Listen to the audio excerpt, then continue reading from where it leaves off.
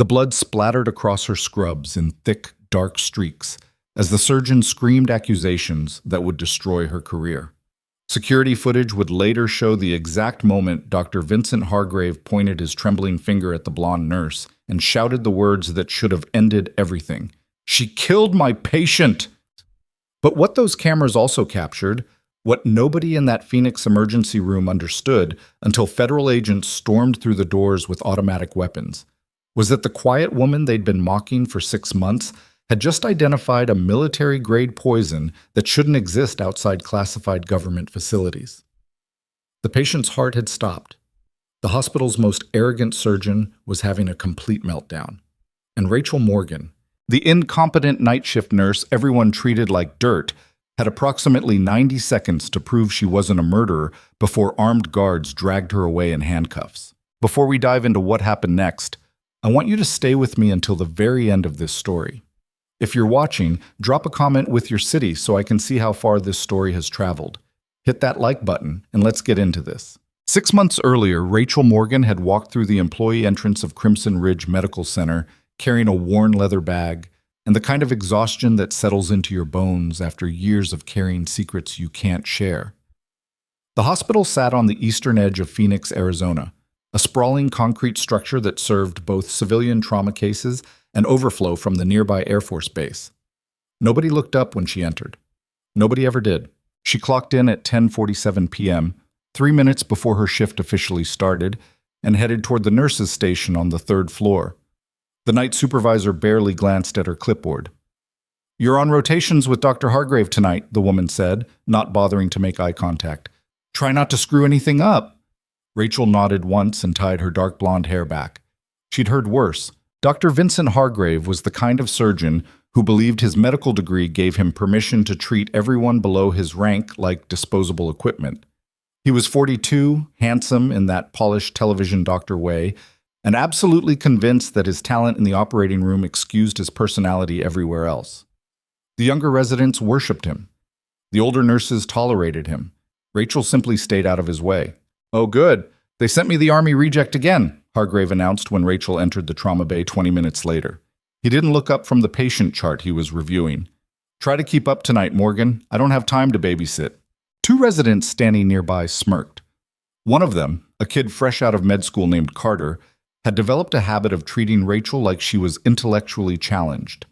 He spoke slowly around her, over-explained basic procedures, and frequently made jokes about battlefield medicine being several decades behind real medical science.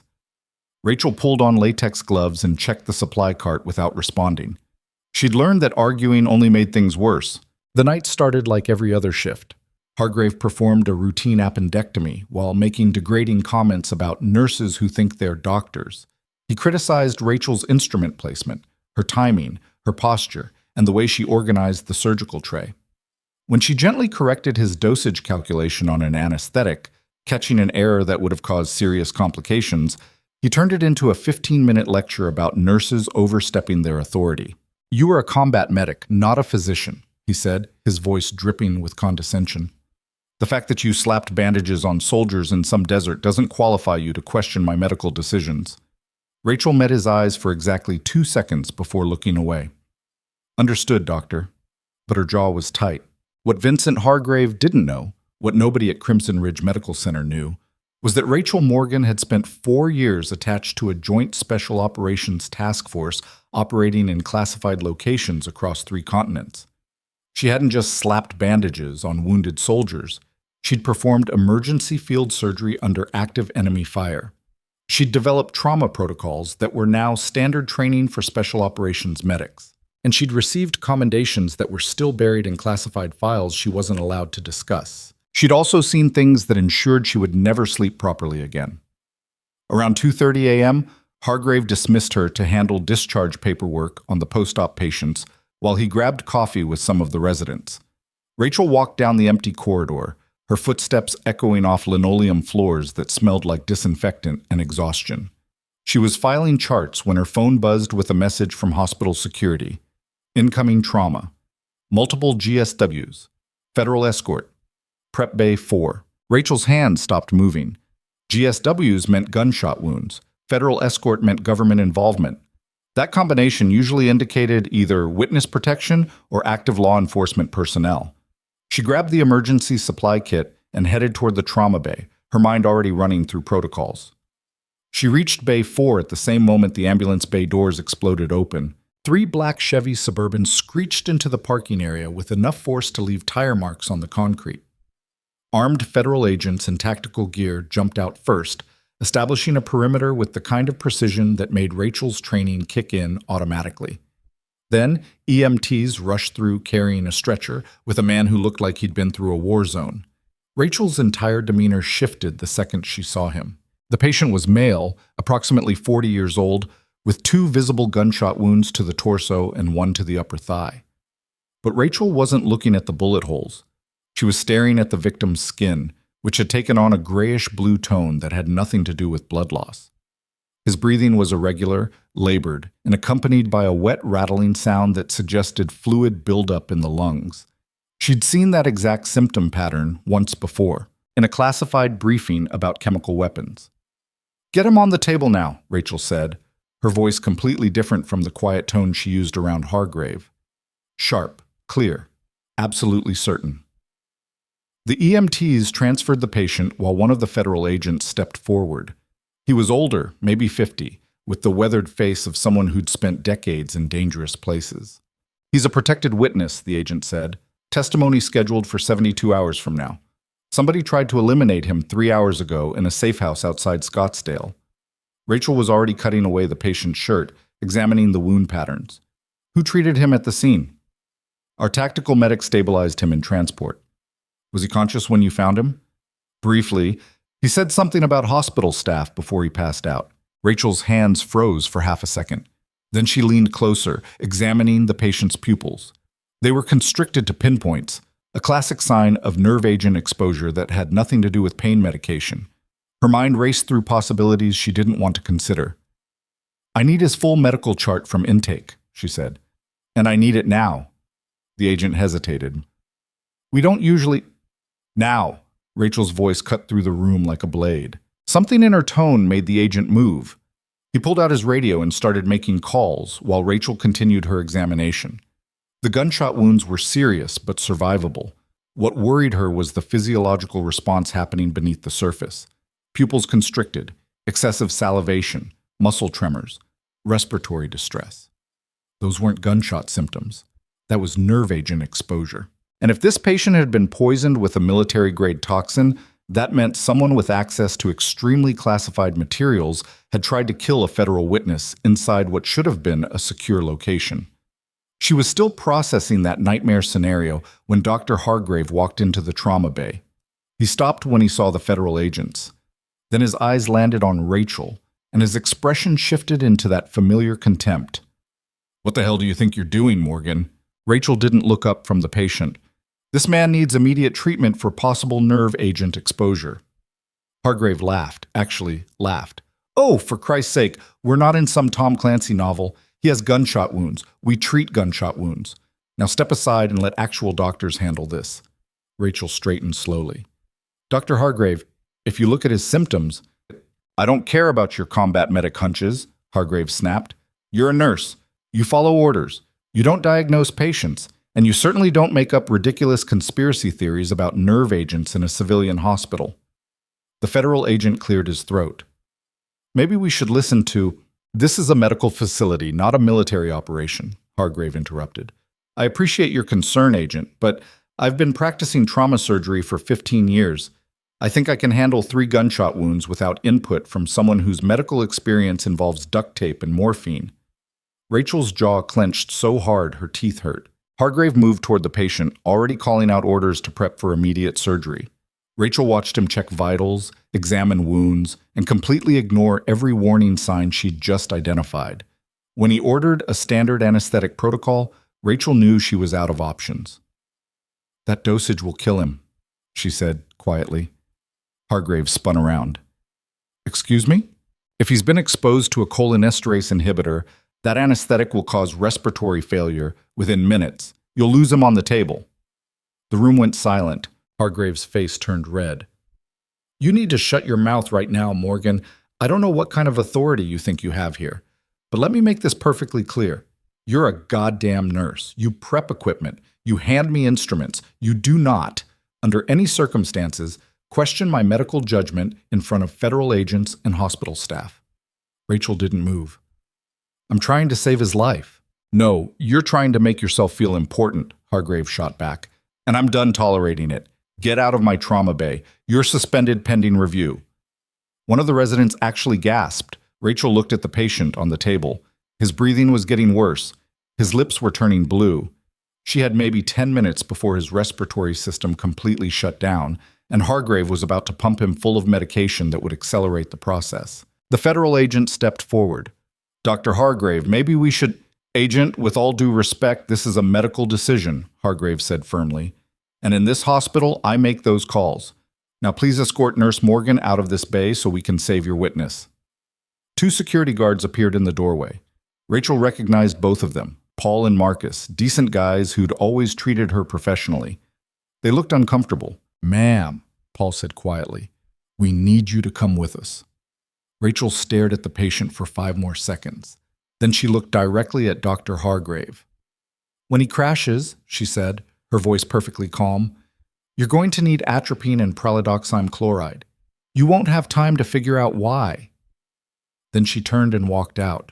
The security guards escorted her down the hallway, while Hargrave's voice echoed behind them, already barking orders to prep the patient for surgery. Rachel's mind was working through scenarios, calculating timelines, measuring odds. If she was right about the nerve agent exposure, that patient had less than 15 minutes before systemic organ failure. If she was wrong, she'd just destroyed her career over a paranoid hunch. They reached the security office on the 2nd floor. Paul offered her a chair, but Rachel remained standing, her eyes fixed on the clock mounted above the door. 14 minutes. Look, I'm sorry about this, Marcus said, but Hargrave's threatening to file official complaints if we don't... I understand, Rachel said. Just keep a radio nearby. Marcus frowned. Why? Rachel didn't answer. She was watching the second hand sweep around the clock face. 13 minutes. Down in the trauma bay, Dr. Vincent Hargrave was feeling pretty damn good about himself. He just removed an incompetent nurse from his operating room, reasserted his authority in front of federal witnesses, and was about to save a patient's life in front of an audience. The kind of night that resulted in commendations and maybe even a feature in the hospital's quarterly newsletter. He administered the anesthetic personally, using the same protocol he'd performed hundreds of times. The patient's vitals immediately destabilized. What the hell? Hargrave muttered, checking the monitors, heart rate spiking, blood pressure dropping, oxygen saturation plummeting. He's crashing! One of the residents shouted. Hargrave's confident expression evaporated. Push epinephrine. No, wait. Get me! The patient's breathing stopped. Monitors started screaming. The trauma bay erupted into controlled chaos as medical staff scrambled to stabilize a situation that was deteriorating faster than anyone could process. Hargrave was shouting contradictory orders, his usual arrogance replaced by something that looked suspiciously like panic. In the security office 2 floors above, Rachel heard the emergency alert come through the radio. Code Blue, Trauma Bay 4. Code Blue, Trauma Bay 4. She was already moving toward the door when Paul stepped in front of her. You're suspended, Rachel. You can't... That man is dying because nobody listened, Rachel said. And if someone doesn't get atropine into his system in the next 90 seconds, he's dead. So you can either let me through, or you can explain to those federal agents why you prevented someone from saving their witness. Paul and Marcus exchanged looks. Then Paul stepped aside. Rachel ran. She hit the stairwell at full speed, taking stairs 3 at a time, her training overriding every hospital protocol she was technically required to follow. She could hear the chaos before she reached the trauma bay, shouting, equipment alarms, the controlled panic of medical professionals watching someone die in real time. She burst through the doors to find exactly what she'd predicted. The patient was in full respiratory arrest. His skin had turned grayish-blue. Foam was coming from his mouth. Hargrave was attempting CPR while residents frantically pushed medications that weren't doing anything. "Get away from him," Rachel shouted. Every head in the room turned. Hargrave's face went from panic to rage in seconds. "I told you to get out!" Rachel ignored him completely. She moved straight to the medication cart, grabbed 2 specific vials, and drew precise dosages into separate syringes. Her hands were absolutely steady. "Someone stop her!" Hargrave screamed, but nobody moved. Because everyone in that room could see the patient was dying, and the supposedly incompetent nurse was the only person who seemed to know what she was doing. Rachel administered the first injection directly into the patient's central line. "This is atropine sulfate for acute cholinergic crisis. The second injection is pralidoxime chloride to reverse organophosphate binding." She delivered the second injection. Then she stepped back and waited. For 10 seconds, nothing happened. Hargrave started to say something, probably another threat about calling security or filing complaints, or having her arrested for practicing medicine without a license. Then the patient gasped. His eyes flew open. His chest heaved as his respiratory system suddenly remembered how to function. The monitors started registering normal rhythms. Color began returning to his skin. The trauma bay went completely silent. Rachel checked his vitals methodically, adjusting IV flow rates and monitoring his response. When she was satisfied he was stable, she finally looked at Dr. Hargrave. "He was exposed to a nerve agent before he arrived," she said. "Probably VX or something similar. The gunshot wounds were meant to mask the real cause of death. Someone wanted him dead before he could testify, and they wanted it to look like he died from his injuries during surgery." Hargrave's mouth opened and closed like a fish. One of the federal agents, the older one who'd been in the room earlier, slowly pulled out his radio. His eyes never left Rachel. "Command," he said quietly. "We need a full security lockdown at this location. And get me the task force commander. Now." Another agent stepped forward, his hand moving toward his weapon. "Who are you?" Rachel met his eyes. "Someone who's seen this before." That's not an answer. Before Rachel could respond, the agent's radio crackled to life. A voice came through, authoritative and clear. "Confirm identity of medical personnel who just stabilized the witness." The agent looked at Rachel. "Name?" "Rachel Morgan." He repeated it into the radio. There was a long pause. Then the voice on the other end said something that made everyone in the trauma bay stop breathing. "Holy shit, that's Sentinel." Dr. Hargrave frowned. "What the hell is Sentinel?" The older federal agent's expression had completely changed. He was staring at Rachel like she'd just materialized out of thin air. "Ma'am," he said carefully, "I need to ask you a direct question. Did you serve with JSOC Medical Operations between 2016 and 2020? Rachel's jaw tightened. "That information is classified." "Not anymore, it's not." The agent gestured toward the patient on the table. "Because if someone used a military-grade nerve agent to try to kill a federal witness, and if that same someone managed to get that witness admitted to this specific hospital, then we've got a much bigger problem than medical malpractice." He keyed his radio again. "I need a full tactical team deployed to this hospital. Nobody enters or leaves until we've cleared every staff member, and get me access to security footage for the last 72 hours. Hargrave finally found his voice. "You can't just lock down an entire hospital." "Watch me," the agent said flatly. "Your facility just became a crime scene." Within minutes, the hospital was swarming with federal agents. They sealed every entrance and exit, posted armed guards at elevator banks and stairwells, and began systematically checking the credentials of every person inside the building. The hospital administrator tried to object until someone showed him a federal warrant that had apparently been prepared hours earlier. Rachel stood in the corner of the trauma bay, watching the chaos unfold with the kind of calm that only comes from having survived worse situations. She'd known this was coming the second she recognized the nerve agent symptoms. Someone inside this hospital had connections to classified military resources. Someone had deliberately arranged for that patient to arrive at this specific location. And someone was about to have a very bad night.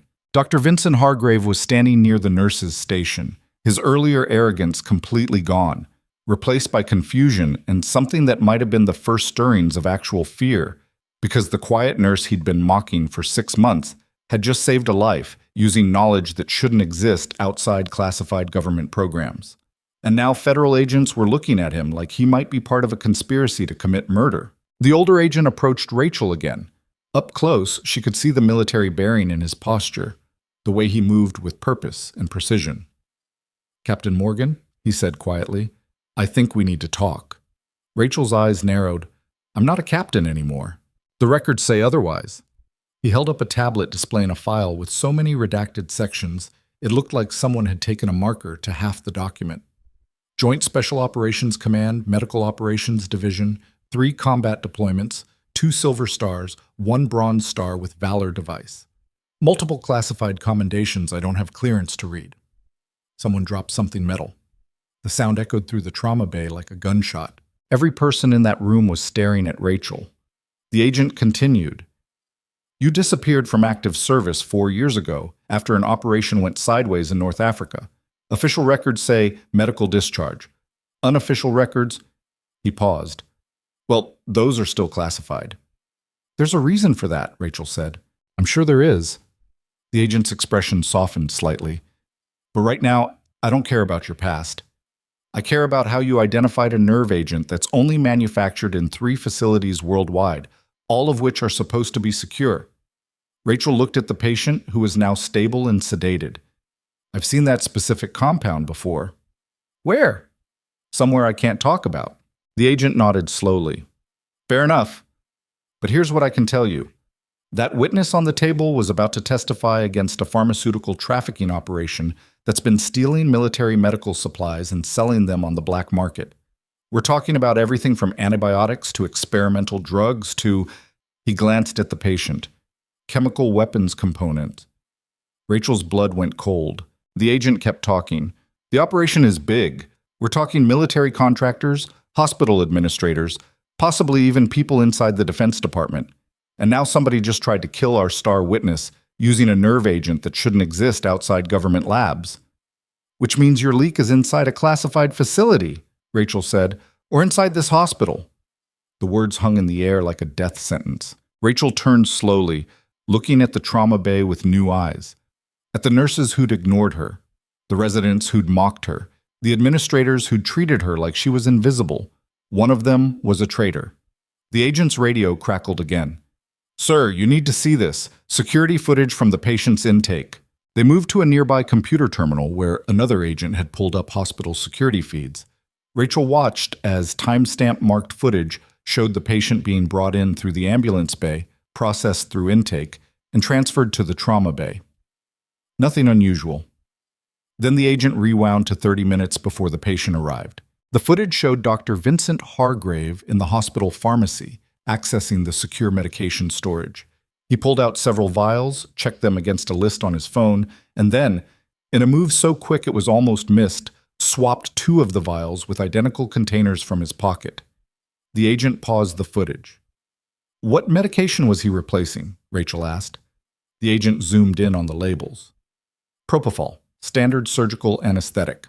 Rachel felt her stomach drop. He contaminated the anesthetic supply. Looks that way. But that means... Rachel stopped, her mind racing through the implications. If Hargrave had poisoned the anesthetic supply before the patient even arrived, that meant he knew the patient was coming, which meant he'd been tipped off hours in advance, which meant the conspiracy went deeper than anyone had realized. The agent was already on his radio. I need Dr. Vincent Hargrave detained immediately. Federal custody. Do not let him leave this building. Across the room, Hargrave's face went white. He started backing toward the exit. 2 federal agents moved to intercept him, but Hargrave was faster than he looked. He grabbed a nearby surgical tray and threw it at them, metal instruments clattering across the floor. Then he ran. What happened next would later be described in federal reports as chaos followed by swift tactical intervention. Hargrave made it approximately 40 feet before running straight into Rachel Morgan. She'd anticipated his escape route, positioned herself in the corridor, and when he tried to push past her, she used a joint lock technique that sent him crashing to the ground hard enough to knock the wind out of him. You're done, she said quietly. Federal agents swarmed in, pulling Hargrave to his feet and securing him in handcuffs. He was screaming about lawyers and false accusations and police brutality, but nobody was listening, because the evidence was already overwhelming. Within the next hour, federal investigators tore through Crimson Ridge Medical Center like a hurricane. They seized computers, financial records, medication supplies, and security footage. They detained 3 additional staff members whose bank records showed suspicious deposits. And they discovered a secondary operation involving the systematic theft and replacement of military-grade medications with diluted counterfeits. Soldiers had died overseas because of it. The hospital administrator, a man named Gerald Westbrook, tried to run when agents showed up at his office. They found him in the parking garage with 2 suitcases full of encrypted hard drives and approximately $400,000 in cash. By sunrise, every major news network in the country was broadcasting the story. Federal investigation, pharmaceutical fraud, attempted murder of a witness, military corruption, hospital executives in handcuffs, and at the center of it all, the quiet blonde nurse nobody had bothered to notice. Rachel stood in an empty hospital corridor as dawn light filtered through the windows, watching federal agents process what would become one of the largest medical fraud cases in recent history. She'd changed out of her blood-stained scrubs and was wearing plain civilian clothes, already preparing to disappear again. The older federal agent found her there. "Captain Morgan," he said, "I need to ask you something." "I'm not a captain anymore." "That's what you keep saying." He leaned against the wall beside her. "But the thing is, people like you don't just stop being who you are. You walked into this hospital 6 months ago with a background that would qualify you to run trauma departments at military facilities worldwide, and you let everyone treat you like you were incompetent." Rachel didn't respond. "Why?" the agent asked. Rachel watched the sunrise for a long moment before answering. "Because sometimes you learn more when people think you're not worth paying attention to." The agent nodded slowly. "And what did you learn?" "That the people who mock you the loudest are usually hiding the most."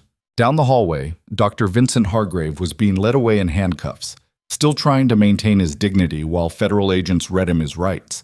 He looked broken, terrified, nothing like the arrogant surgeon who'd spent months treating Rachel like dirt.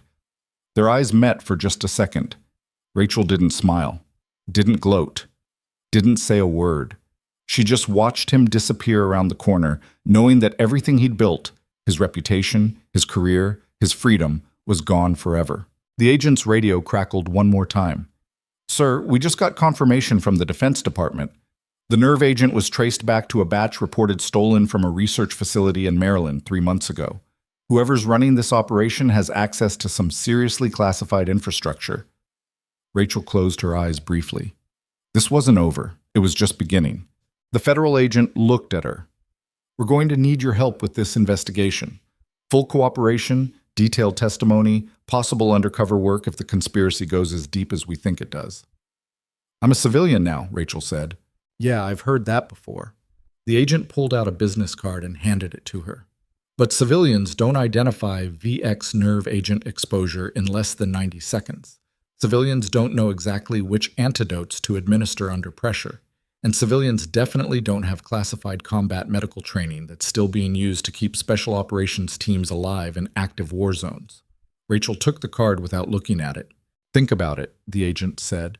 "Because whoever's behind this just tried to kill a federal witness in a civilian hospital using military-grade chemical weapons. That's not just crime. That's terrorism. And we need people who've actually fought real wars to help us stop them." He walked away, leaving Rachel alone in the corridor. She stood there as the hospital slowly came back to life around her. Nurses returned to their stations. Patients were transferred back from lockdown. Life continued, oblivious to the fact that everything had just changed. Rachel looked down at the business card in her hand. Then she looked at her reflection in the window glass.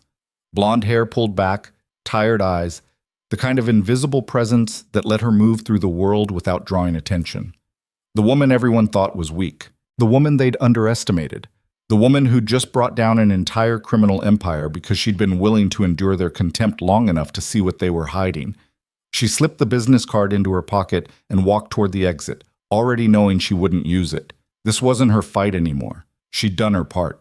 Saved a life. Exposed the truth. Now she'd disappear again, find another quiet corner of the world where nobody knew her name or her history. But as she pushed through the hospital doors into the Phoenix morning, Rachel Morgan allowed herself one small, grim smile.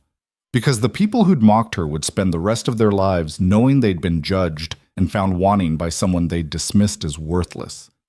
And that was justice enough. She made it exactly 3 blocks before the black sedan pulled up alongside her. Rachel didn't stop walking, didn't acknowledge the vehicle, just kept her pace steady and her eyes forward, already calculating escape routes in case this went sideways. The passenger window rolled down, and the older federal agent from the hospital leaned across the seat. "Get in," he said. "I'm good." "That wasn't a request, Captain." Rachel stopped walking. She turned slowly and looked at the agent through the open window. His expression was serious, but not hostile. Not the face of someone about to arrest her, just tired, worn down by whatever this job had turned him into. "I told you," Rachel said. "I'm not a captain anymore. And I told you that doesn't matter." He gestured toward the empty passenger seat. 5 minutes. That's all I'm asking." Rachel glanced down the street. Morning traffic was starting to build. People heading to work, to coffee shops, to normal lives where federal investigations and nerve agents and pharmaceutical conspiracies were things that happened to other people. She could keep walking, disappear into that crowd, become invisible again. But something in the agent's voice made her hesitate. She got in the car. The agent pulled away from the curb smoothly, merging into traffic without speaking. His name badge read Special Agent Thomas Garrett, and up close, Rachel could see the combat infantry pin on his collar. Former military, probably Army, old enough to have seen action in Iraq or Afghanistan back when those wars still made the news. "Where are we going?" Rachel asked. "Nowhere. Just driving." Garrett kept his eyes on the road. "I wanted to talk off the record, away from cameras and supervisors and all the bureaucratic bullshit that makes honest conversation impossible." "About what?"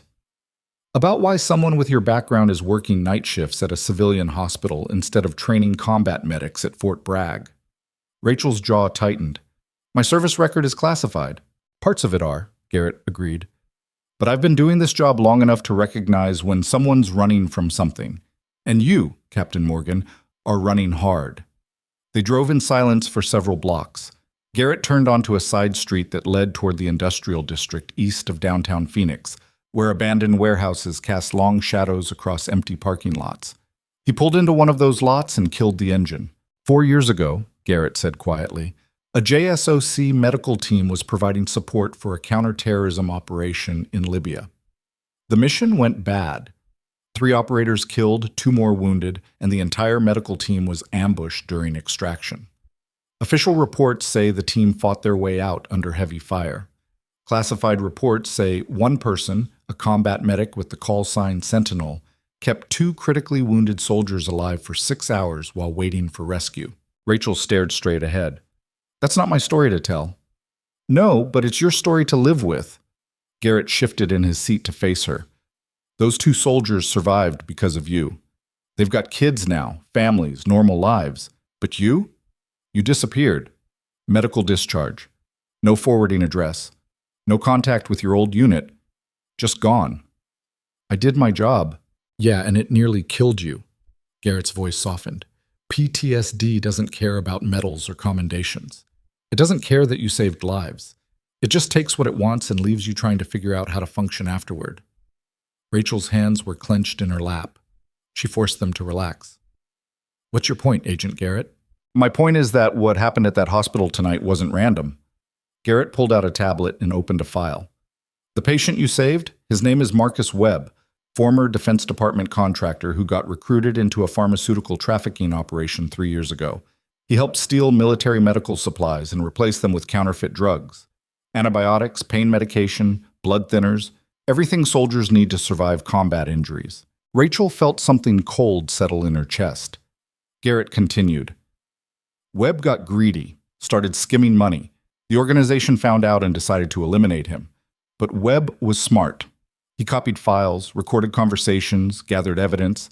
Then he went to the FBI and offered to testify in exchange for witness protection. So they tried to kill him before trial. Not just kill him, erase him."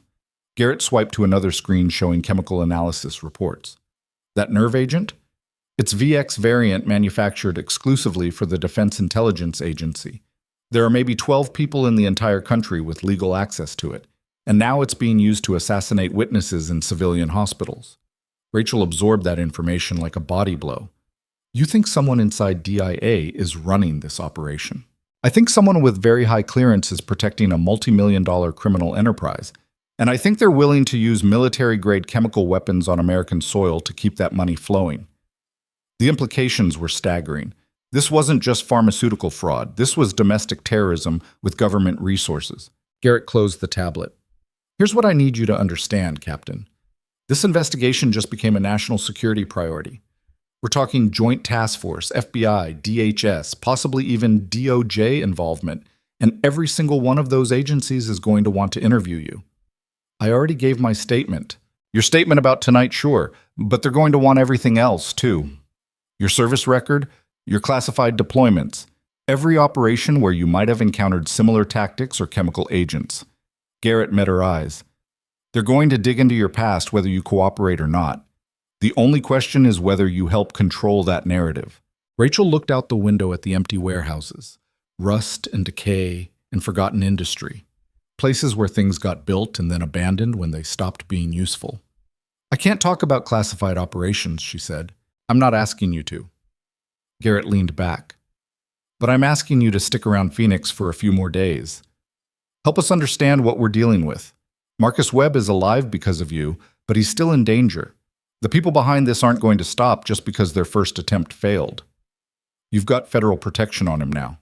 Protection from who? We don't know how deep this goes. Could be hospital administrators, pharmaceutical executives, defense contractors, government officials. Hell, could be people inside my own agency. Garrett's frustration was evident. I need someone I can trust who's not connected to any of this. Someone who's seen actual combat and knows how to identify threats that everyone else misses. Rachel was quiet for a long time. Then she asked, "What happened to Dr. Hargrave?" "In federal custody. He's already asking for a lawyer." "Will he talk?" "Eventually. They always do." Garrett started the car again. "But that takes time, and time is something we don't have. Webb's testimony is scheduled for 72 hours from now. If he doesn't show up, the entire case collapses and everyone involved walks free." They drove back toward downtown Phoenix in silence. The morning sun was fully up now, turning the city into a gridwork of light and shadow. Rachel watched it all pass by, feeling the weight of decisions she'd been avoiding for 4 years settling onto her shoulders like lead. Garrett pulled up outside a modest hotel near the airport. "I booked you a room, government rate. It's not fancy, but it's secure." Rachel looked at the building. "I didn't agree to stay." "No, but you're going to." Garrett handed her a key card and another business card. "Because walking away is what got you working night shifts at a hospital where nobody knows your name. And I think you're tired of running." Rachel took the key card without responding. Garrett drove away, leaving her standing on the sidewalk with a hotel room she hadn't asked for and a job offer she didn't want. She could still leave, take what little money she had saved and disappear again, move to another city, find another anonymous job, keep running from the person she used to be. Instead, she walked into the hotel. The room was exactly what Garrett had promised: basic, clean, forgettable. Rachel locked the door behind her, pulled the curtains closed, and sat on the edge of the bed. Her hands were shaking. She pressed them flat against her thighs until the tremors stopped. Then she pulled out her phone and dialed a number she hadn't called in 3 years. It rang 4 times before a woman's voice answered. "Morgan? That really you?" Rachel closed her eyes. "Hey, Sarah." "Holy shit!" Dr. Sarah Kincaid had been the lead physician on Rachel's JSOC medical team. They'd served 2 deployments together before the Libya mission that ended everything. "I heard about what happened in Phoenix. Federal task force, nerve agents, the whole deal. Please tell me you're not involved." "I'm involved," Sarah swore quietly. "How bad?" "Bad enough that I need advice." There was a pause. Then Sarah said, "Hang on, let me get somewhere private." Rachel waited, listening to background noise fade as Sarah moved to a quieter location. When she came back on the line, her voice was different, more careful. "Okay, talk to me." Rachel gave her the abbreviated version. The patient with VX exposure, Dr. Hargrave's contaminated anesthetic, the federal investigation into pharmaceutical trafficking. Marcus Webb's testimony. The realization that someone inside the government was running a criminal conspiracy. Sarah listened without interrupting. When Rachel finished, there was a long silence. "You still have them, don't you?" Sarah finally said. "Have what?" "The symptoms, the nightmares, the hypervigilance." Sarah's voice was gentle. "You disappeared 4 years ago because you couldn't handle being around military operations anymore. And now you just walk straight back into the middle of one." Rachel's throat tightened. A federal witness was dying. "And you saved him, like you always do." Sarah exhaled slowly. "But Rachel, You need to be honest with yourself about what you're getting into. This isn't a one-night emergency. If you stay involved with this investigation, you're going to be surrounded by federal agents, military personnel, classified operations, all the things you've been avoiding since Libya. I know. Do you? Because last time we talked, you could barely sleep through the night without waking up screaming. You were having panic attacks in grocery stores. You couldn't be in crowded rooms without planning escape routes. Sarah's concern was genuine. I'm not trying to be harsh, but you need to ask yourself if you're really ready for this. Rachel looked at her hands. They'd stopped shaking, but she could still feel the tremor underneath. Waiting. Ready to surface the moment she let her guard down. I don't know if I'm ready, Rachel admitted. But that witness is alive because I was there. And if I walk away now, he might not stay that way. Sarah was quiet for a moment. Then she said, "You know what? Fuck it. You were always terrible at staying out of fights that mattered. What do you need from me?" Information. The VX variant they used. It's DIA manufactured. I need to know who has access. That's classified 6 ways from Sunday. I know. And you're asking me to risk my career digging into it. Yeah, Sarah laughed, but there was no humor in it. You're lucky I still owe you for that thing in Kandahar. Give me a few hours. I'll see what I can find. They hung up.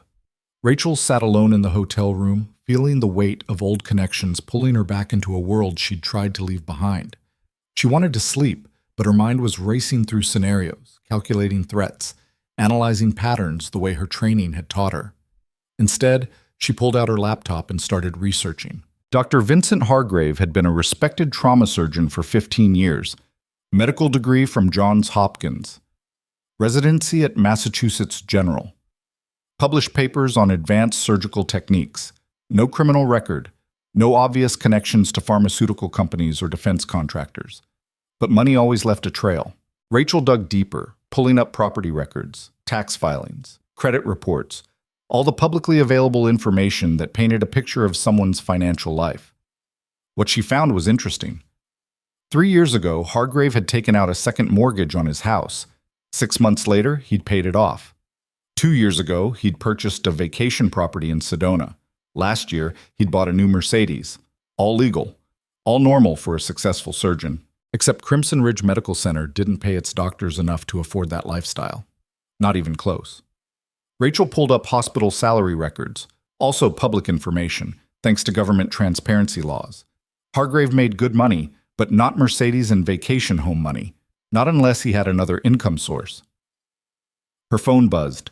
A text from Sarah. "Call me. Now." Rachel dialed immediately. Sarah picked up on the first ring. "You need to hear this," Sarah said, her voice tight. "I made some calls. Very quiet. Very off the record. The VX variant used on your witness, it matches a batch that went missing from a DIA research facility in Virginia 8 months ago." Missing how? That's the thing. It wasn't reported missing. I only found out because I know someone who works inventory control at the facility. She noticed discrepancies in the logs but was told to ignore them by her supervisor. Rachel felt her pulse quicken. Someone inside DIA covered up the theft. It's worse than that. The supervisor who told her to ignore the discrepancies? He was killed in a car accident 3 weeks later. The pieces were falling into place like a nightmare puzzle. They're cleaning up loose ends. And that federal witness you saved is a very loose end. Sarah's voice dropped. Rachel, whoever's running this operation has access to classified chemical weapons and isn't afraid to kill people who get in the way, including government employees. You need to be careful. I know. No, I don't think you do. Because the last time you went up against people like this, you ended up— I remember what happened, Rachel interrupted. I was there. Sarah went quiet. Then she said, "Just promise me you'll watch your back." "I will." They hung up. Rachel stared at her laptop screen, at the financial records and property purchases and timeline of a respected surgeon who'd somehow gotten rich enough to afford luxuries his salary couldn't support. The money had come from somewhere. The question was how to prove it. Her phone buzzed again. This time it was Agent Garrett. "Need you at the federal building now." Rachel grabbed her jacket and headed out. The federal building in downtown Phoenix was a fortress of concrete and security checkpoints. Rachel went through 3 different screenings before being escorted to a conference room on the 7th floor. Inside, she found Garrett along with 5 other people she didn't recognize. "Thanks for coming," Garrett said. "These are the task force leads, FBI, DHS, DOJ, and 2 representatives from Defense Criminal Investigative Service." A woman in a dark suit stepped forward. She was maybe 40, with sharp eyes and the kind of presence that suggested she was used to being in charge. "Ms. Morgan, I'm Special Agent Lisa Chen." "Not Chen," Rachel said automatically. "Different agent." The woman blinked. "Excuse me? Your name?" "You said Chen. That's not right." Garrett intervened smoothly. "This is Special Agent Lisa Reeves, FBI. She's leading the task force." Rachel nodded, ignoring the confused looks. Some instinct had kicked in, a need to keep certain names out of the narrative. She didn't question it. Reeves recovered quickly. "Ms. Morgan, we need to understand exactly what happened last night. Your medical assessment, your identification of the nerve agent, your treatment protocol, everything." Rachel spent the next hour walking them through every detail.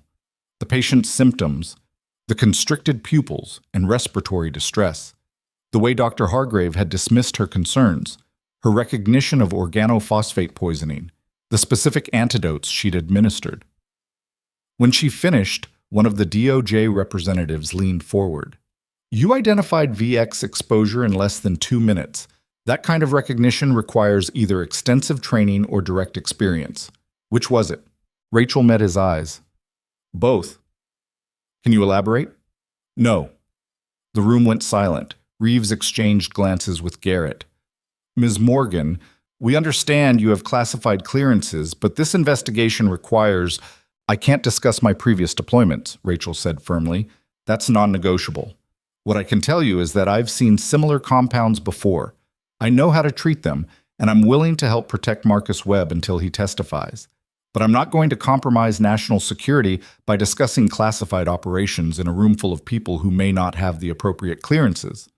One of the DHS agents bristled. "Are you suggesting we're not trustworthy?" "I'm suggesting that 3 hours ago, someone with access to DIA manufactured nerve agents tried to kill a federal witness. Until we know who's compromised, nobody gets information they don't absolutely need." Reeves studied Rachel for a long moment. Then she dismissed the other agents with a gesture. "Everyone out except Garrett." The room cleared. When it was just the 3 of them, Reeves sat down across from Rachel. "Okay, let's try this differently," Reeves said. "We've got a witness who knows enough to bring down a pharmaceutical trafficking operation worth an estimated $200 million annually. We've got evidence of military supply theft, counterfeit drug distribution, and now attempted assassination using classified chemical weapons. What we don't have is a clear picture of who's running this operation or how deep it goes." "What about Hargrave?" Rachel asked. "He's not talking. Lawyer advised him to stay silent until they can negotiate a deal." "And the hospital administrator? Westbrook?" Garrett shook his head. "Same situation. Both of them are scared enough that they're not giving up their bosses without immunity guarantees." Rachel considered that. "What about financial records?" "Follow the money." "We're trying, but the banking infrastructure is complicated. Shell companies, offshore accounts, cryptocurrency transfers. It's going to take weeks to unravel." "You don't have weeks, you have 3 days. Which is why we need your help." Reeves pulled out a folder and slid it across the table. "Marcus Webb is being held in a secure location. Federal marshals, armed guards, the works. But someone already got to him once inside a hospital full of witnesses. We can't assume he's safe just because we've got men with guns standing outside his door." Rachel opened the folder. Inside were photographs of a middle-aged man with thinning hair and the kind of face that would disappear in a crowd. Marcus Webb looked tired, scared, and completely ordinary. "What do you want from me?" Rachel asked. "We want you to review his medical care," Reeves said. "Make sure nobody's tampering with his medications, his IV lines, his food, anything that could be used to kill him before trial. You know what to look for. You know how people hide weapons inside medical treatment." "You're asking me to be his personal bodyguard. We're asking you to be his insurance policy." Garrett leaned forward. "Look, we've got good people protecting Webb, but none of them have your background. None of them can spot a poisoned medication or a contaminated IV bag. You can." Rachel looked at the photographs again. Marcus Webb staring at the camera with frightened eyes. A man who'd made terrible choices and was now trying to make one right choice before it got him killed. She knew that feeling. "Where is he?" Rachel asked. Garrett smiled. "I'll take you there." They drove to a location Garrett wouldn't name until they were almost there. A private medical facility on the outskirts of Scottsdale disguised as a corporate wellness center. From the outside, it looked like the kind of place where executives went for expensive health screenings and IV vitamin treatments. From the inside, it was a fortress. Federal marshals checked their credentials at 3 different checkpoints. Armed guards patrolled the hallways. Security cameras covered every angle. And at the center of it all, in a private room on the 2nd floor, Marcus Webb sat in a hospital bed, looking like he wanted to disappear. He looked up when Rachel entered. "You're the nurse from last night." "I'm the person who kept you alive," Rachel corrected. Webb managed a weak smile. "Thank you for that." Rachel pulled up a chair and sat down. Garrett remained by the door, giving them space, but staying close enough to intervene if needed. "I need to ask you some questions," Rachel said. "About the people who tried to kill you." Webb's smile faded. "The FBI already asked me everything. I'm not FBI. And I'm not asking about names or money or criminal conspiracies." Rachel leaned forward. "I'm asking about methods. How did they get close to you? Who had access to your location? What made you realize they were coming?" Webb was quiet for a moment. Then he said, "I got a phone call 3 days ago. Someone I used to work with. He said the organization knew I'd flipped and they were sending someone to handle it. He told me to run." "Did you?" "I tried, but they found me anyway." Webb gestured at his bandaged torso. "The shooter was waiting outside my safe house. I was lucky. He was aiming for my head, but I turned at the last second, got me in the chest and leg instead." "What about the nerve agent? When were you exposed?" Webb frowned. "I don't know. I didn't even realize I'd been poisoned until you said something at the hospital." That bothered Rachel. VX exposure didn't happen by accident.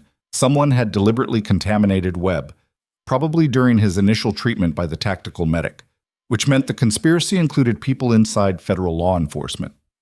She stood up and began examining Webb's current medical setup. IV lines, medication cart, heart monitor, oxygen supply. Everything looked standard, but standard didn't mean safe. "When was your last dose of pain medication?" Rachel asked. "About 2 hours ago. The nurse gave me something through the IV." Rachel checked the medication log. Morphine, administered by a registered nurse named Jennifer Kowalski. She pulled out her phone and texted Garrett. "Background check on Jennifer Kowalski. Now." Garrett's response came back within seconds. "Already done. She's clean." Rachel wasn't convinced. She disconnected Webb's IV line and replaced it with a fresh bag from a sealed supply closet. Then she collected the old bag and handed it to Garrett. "Send this to the lab," she said. "Full toxicology screen." Garrett looked at the IV bag. "You think someone contaminated it?" "I think someone poisoned him once already. I'm not giving them a second chance." For the next 3 hours, Rachel systematically reviewed every aspect of Marcus Webb's medical care. She tested medications, inspected equipment, interviewed nursing staff, and established new protocols that required dual verification for any treatment administered to the patient. The federal marshals watched her work with a mixture of respect and confusion. "You always this paranoid?" one of them asked. "Only when people are trying to kill my patients," Rachel replied. By late afternoon, she'd done everything she could to secure Webb's immediate environment, but she knew it wouldn't be enough. The people behind this operation had already demonstrated they could reach inside supposedly secure locations. A few extra safeguards wouldn't stop them if they were determined. She was reviewing security camera placements when her phone buzzed. Sarah calling again. Rachel stepped into the hallway to take it. "Yeah? I found something," Sarah said, her voice urgent. "The DIA supervisor who died in that car accident. I pulled his financial records. 3 days before he died, he made a cash deposit of $50,000. Payoff? Looks like it. But here's the interesting part. The deposit was made at a bank branch in Phoenix." Rachel felt everything click into place. He was here, in Phoenix, right before he died. And there's more. I cross-referenced his travel records with hospital employee databases. Guess who was working at Crimson Ridge Medical Center at the same time? Rachel already knew the answer. Dr. Vincent Hargrave. Bingo. They overlapped for 3 days. And during those 3 days, Hargrave made several trips to the hospital pharmacy that weren't logged in his normal schedule. He was stealing medications to give to the DIA supervisor. That's my guess. And when the supervisor became a liability, they eliminated him and made it look like an accident. Rachel's mind was racing. How many other people have they killed to protect this operation? I don't know, but Rachel, if they're willing to murder government employees, they won't hesitate to come after you. You need to watch yourself. I will. She hung up and turned to find Garrett standing in the hallway behind her. How much of that did you hear? Rachel asked. Enough. Garrett's expression was grim. We need to move Webb tonight. If they've got people inside DIA, they might have people inside the Marshal Service too. Move him where? I don't know yet. Somewhere nobody would think to look. They went back inside Webb's room to find him sitting up in bed, his face pale. I heard you talking, Webb said quietly. About people being killed. About the organization cleaning up loose ends. He looked at Rachel. I'm not going to make it to trial, am I? Rachel wanted to lie. To tell him everything would be fine.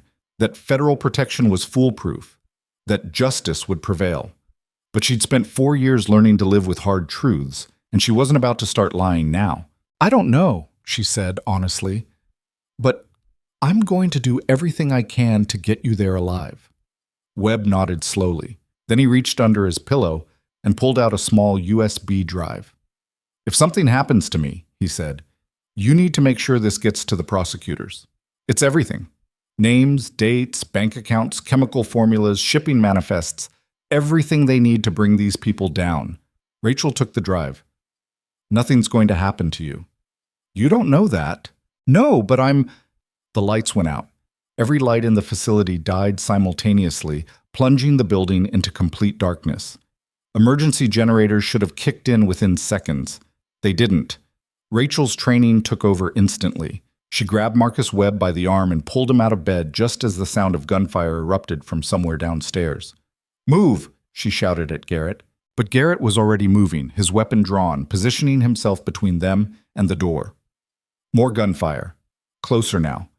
And the sound of people screaming. Someone had just breached a federal secure facility, and they were coming for Marcus Webb. Rachel's hand found Webb's wrist in the darkness and yanked him toward the floor, just as bullets punched through the door frame where his head had been seconds earlier. Glass shattered. Wood splintered. Garrett returned fire twice, the muzzle flash illuminating his face in stark white bursts before darkness swallowed everything again. Hallway's compromised, Garrett said, his voice tight. We need another exit. Rachel was already moving, pulling Webb across the floor toward the bathroom. Her eyes were adjusting to the darkness, shapes resolving into furniture and walls and obstacles.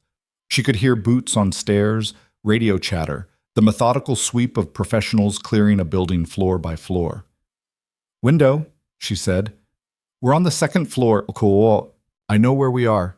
Rachel kicked open the bathroom door and dragged Webb inside. The window was small, maybe 2 feet wide, designed for ventilation rather than egress. She slammed her elbow through the glass, ignoring the pain as shards bit into her sleeve. More gunfire erupted in the hallway. Garrett was giving them time, but time was running out fast. Rachel cleared the remaining glass from the frame and looked down. 12 feet to the ground. Maybe 15. Landscaping below, bushes, decorative rocks, a concrete pathway that would shatter ankles if they landed wrong. Webb was in no condition to make that jump. The gunshot wounds from the previous night were still fresh, his mobility compromised. I can't, Webb said, reading her mind. You can, and you will. Rachel grabbed his arm and positioned him at the window. Feet first. Bend your knees when you land. Roll if you can. I'll be right behind you. What about... Garrett appeared in the bathroom doorway, breathing hard. They're in the room. Go now! Rachel shoved Webb through the window without ceremony. He dropped with a grunt and a cry of pain, hitting the bushes below hard enough that she heard the impact from above. Then she went through herself, landing on her feet and immediately rolling to absorb the shock. Her shoulder hit concrete and pain flared up her arm, but nothing felt broken. Garrett came through last, firing twice back into the room before dropping into the darkness. He landed badly, his ankle twisting, and went down cursing. Can you walk? Rachel asked. Can I walk and can I run are two different questions. Garrett hauled himself up, favoring his left leg. But yeah, I can move. They were in a narrow strip of landscaping between the medical facility and a parking structure. Security lights were out throughout the entire complex, but Rachel could see muzzle flashes in the windows above them. Whoever had hit the facility wasn't subtle. This was a full tactical assault designed to overwhelm through speed and violence. "Who are they?" Webb gasped, clutching his side where his wounds had started bleeding again. "People who really don't want you testifying." Rachel scanned the area, looking for vehicles, escape routes, cover. "How many entrances does this place have?" "4, Garrett said, "but they'll have them all covered by now." "Then we don't use entrances." Rachel led them toward the parking structure at a crouch, keeping to shadows and using parked cars as cover. Behind them, the medical facility was lit intermittently by gunfire and the beams of tactical flashlights sweeping through windows. She could hear shouting, the crash of doors being kicked in, the organized chaos of a military-style operation. They reached the parking structure and moved up the ramp to the second level. Rachel was running scenarios in her head, calculating odds, measuring distances. They needed transportation, communication, and medical supplies, in that order. Webb was bleeding through his shirt, Garrett was limping, and she had no weapon except a pocket knife and whatever she could improvise. "Keys," she said to Garrett. He tossed them to her without argument. His sedan was parked 3 rows over, partially hidden between a pickup truck and a minivan. Rachel got Webb into the back seat and put pressure on his bleeding wounds with her jacket. "Stay down and stay quiet," she told him. Garrett slid into the passenger seat, his weapon trained on the ramp entrance. "Where are we going?"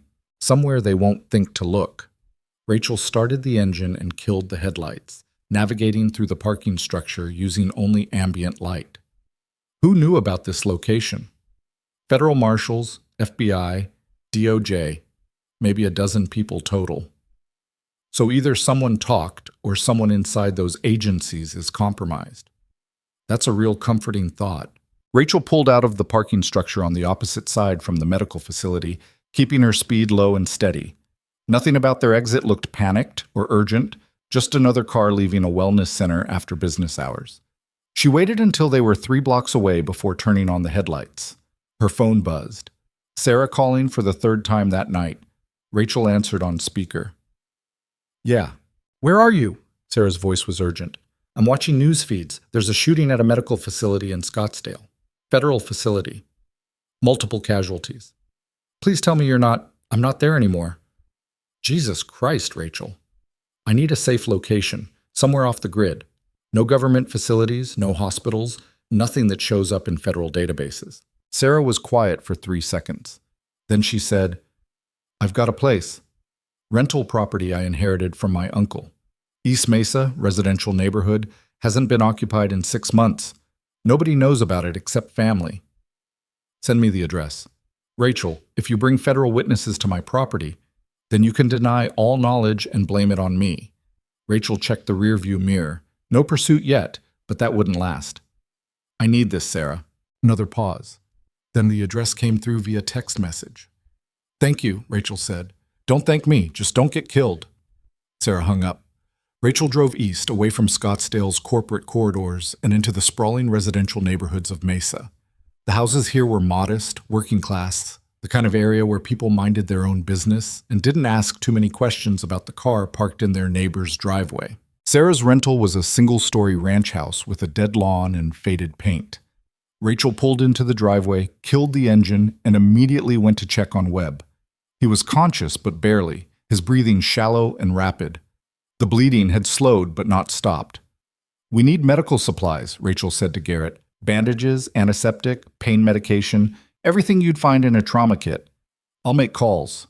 "No calls, no digital communication. They tracked us to the last safe house. They can track us anywhere."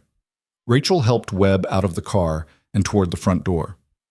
"There's a 24-hour pharmacy 3 miles from here. Go there. Pay cash. Buy everything on this list."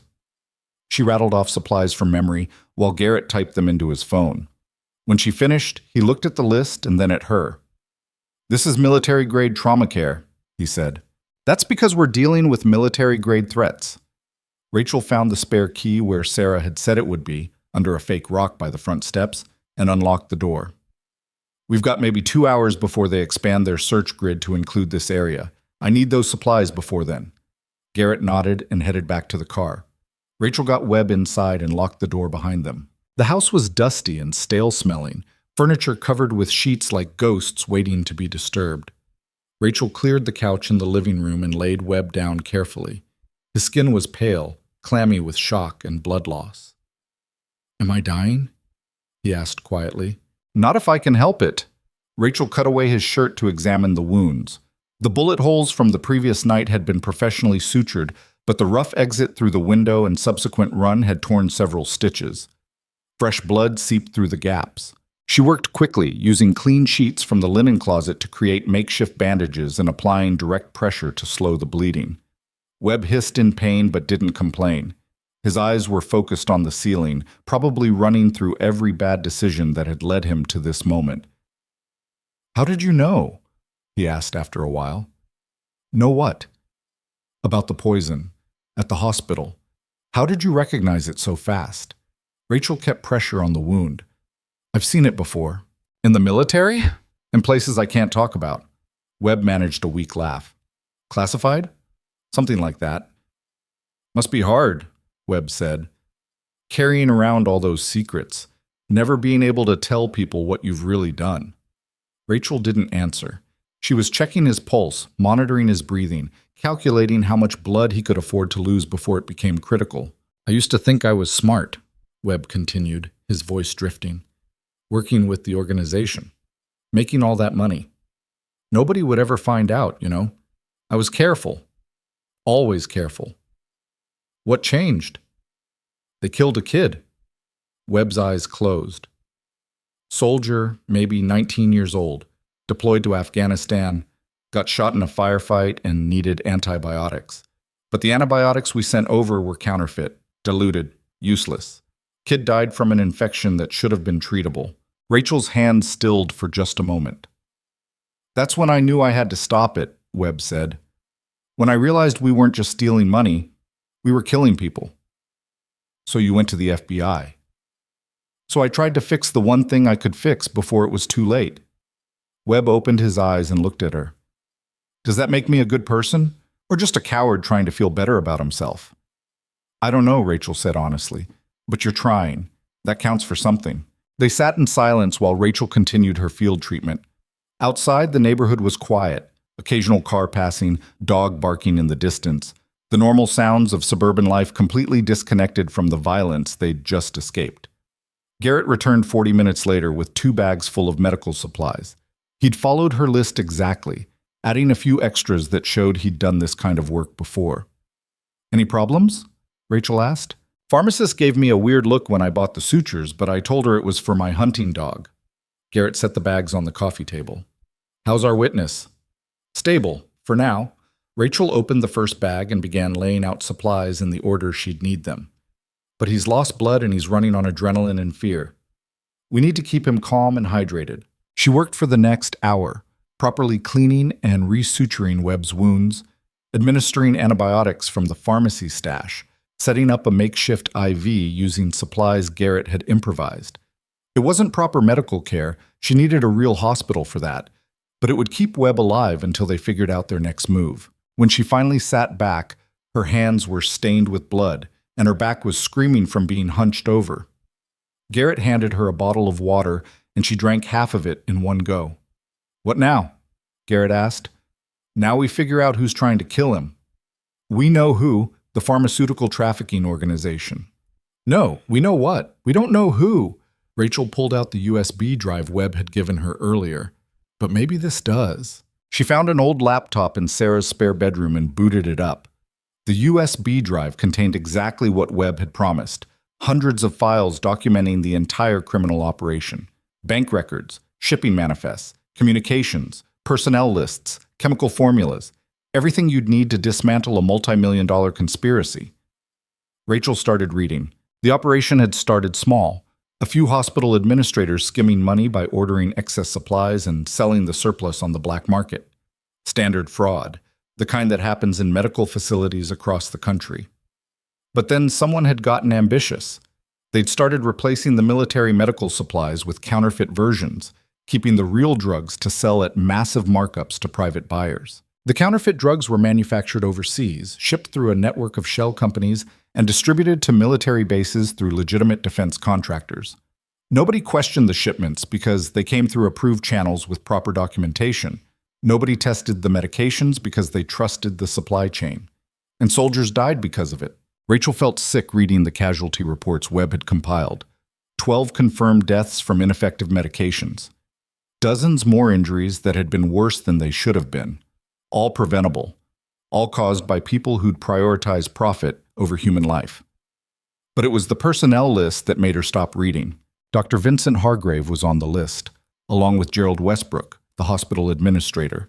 But they were low-level participants, foot soldiers in an organization that reached much higher.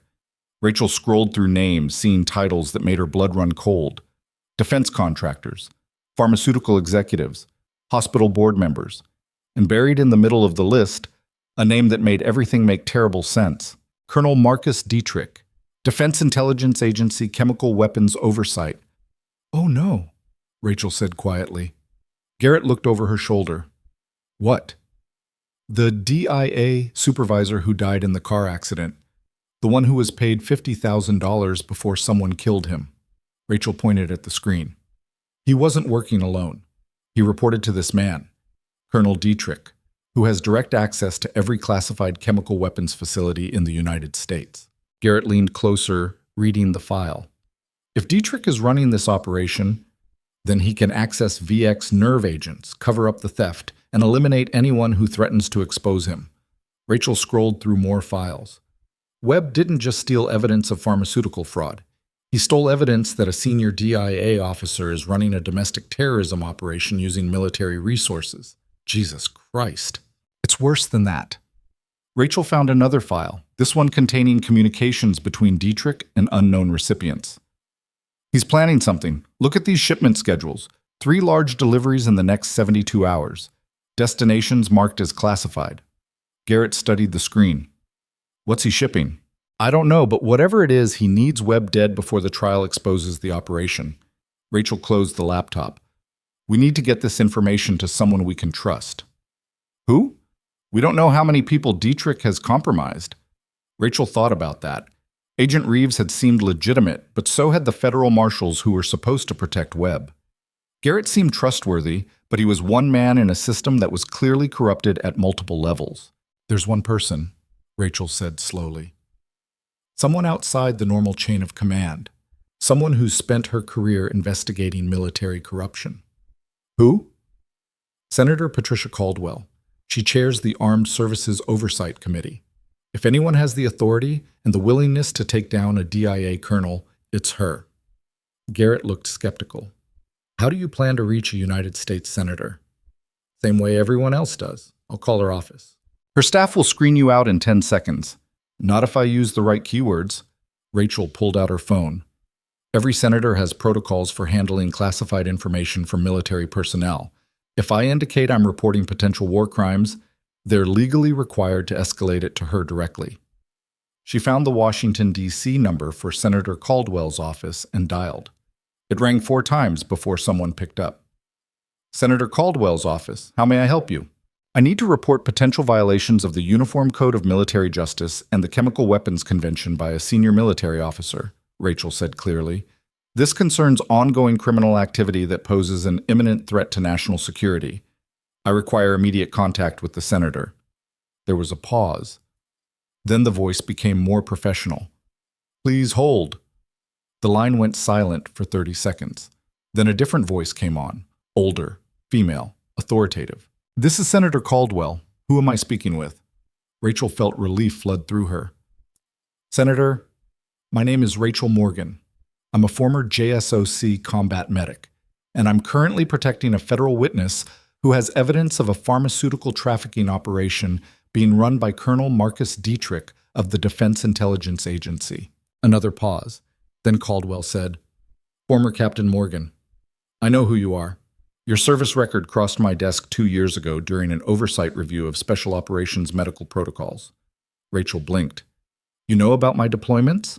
I know you saved 13 lives during an operation in Libya that officially never happened. I know you received commendations that are still classified, and I know you disappeared from military service 4 years ago for reasons that were never adequately explained. Caldwell's voice sharpened.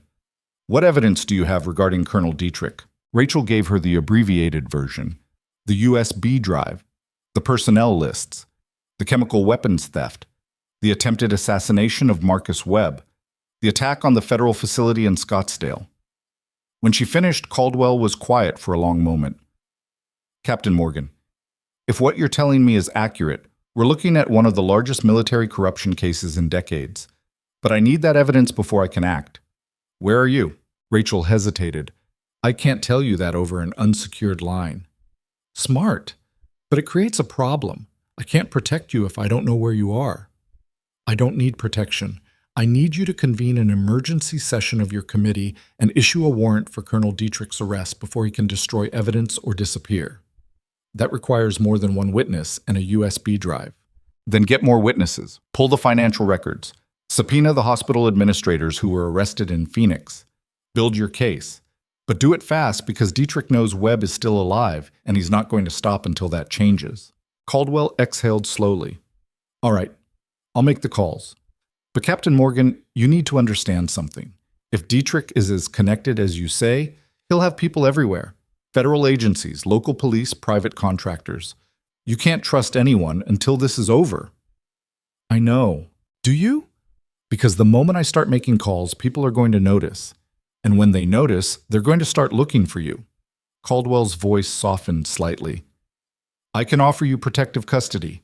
Bring Webb in, turn over the evidence, and let my investigators handle this. With respect, Senator, your investigators don't have my training, and right now, I'm the only thing standing between Marcus Webb and a bullet. Then stay alive long enough for me to build this case. Caldwell paused. And Captain, thank you for your service. All of it. The line went dead. Rachel set down her phone and looked at Garrett. We've got maybe 12 hours before this blows wide open. Senator Caldwell will move fast, but Dietrich will move faster once he realizes what's happening. So, what's our play? We fortify this location and wait for... Glass exploded inward as the living room window shattered. Rachel hit the ground on instinct, her body moving before her mind processed the threat. She heard the distinctive thump of a suppressed weapon, felt the impact as bullets chewed through the couch where Webb had been lying seconds earlier. Garrett was already returning fire, his weapon barking in the enclosed space. Rachel grabbed Webb and dragged him toward the hallway, away from the windows and the incoming rounds. Her ears were ringing. Her training had kicked in so completely that conscious thought was almost irrelevant. She was just moving, reacting, surviving. Back door, Garrett shouted. Now! But Rachel knew running would get them killed. Whoever had found them this time wasn't a random tactical team. This was professional, surgical, designed to eliminate targets quickly and disappear.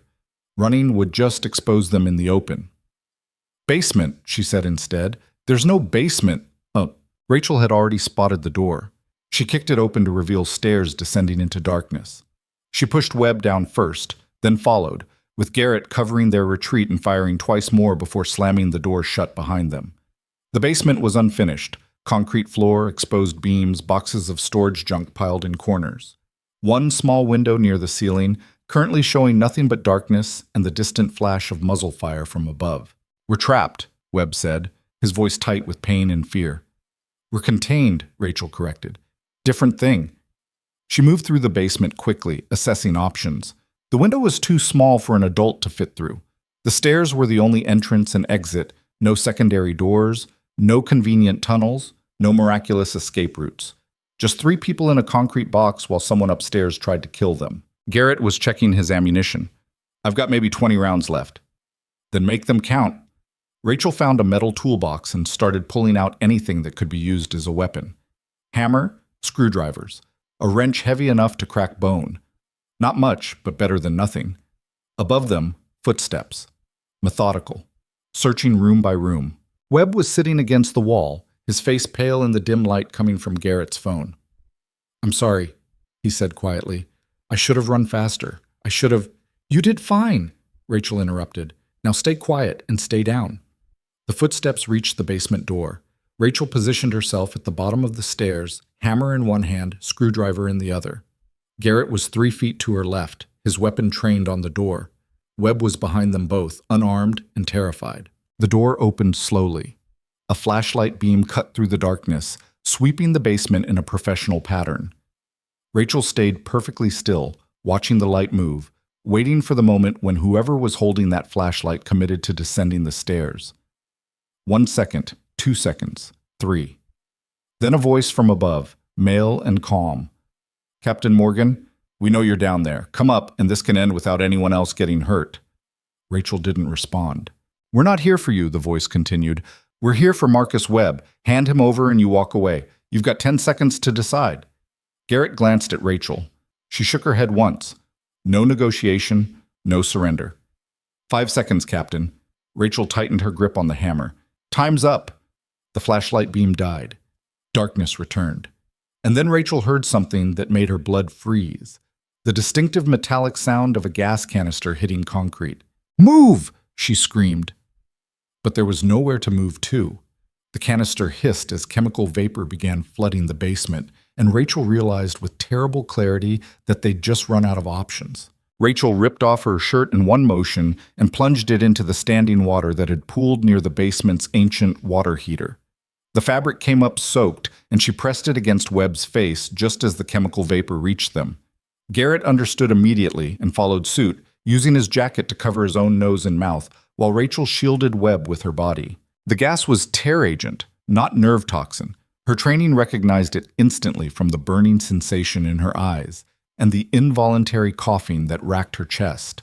Painful, but not lethal, designed to flush them out, force them upstairs into waiting guns. She wasn't going to give them that satisfaction. "The window," Rachel gasped, pointing at the small opening near the ceiling. "Garrett, boost me up." Garrett was already moving through the haze, coughing but functional. He braced himself against the wall and laced his fingers together. Rachel stepped into his hands and he lifted her high enough to reach the window. She slammed the hammer through the glass, then used the screwdriver to clear the remaining shards from the frame. Fresh air rushed in, diluting the chemical fog. "We can't fit through there," Garrett said. "I know." Rachel dropped back down.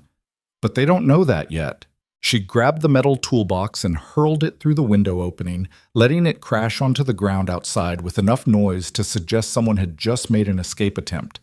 Then she moved to the darkest corner of the basement, pulling Webb with her, and pressed them both flat against the concrete wall where the stairs created a blind spot.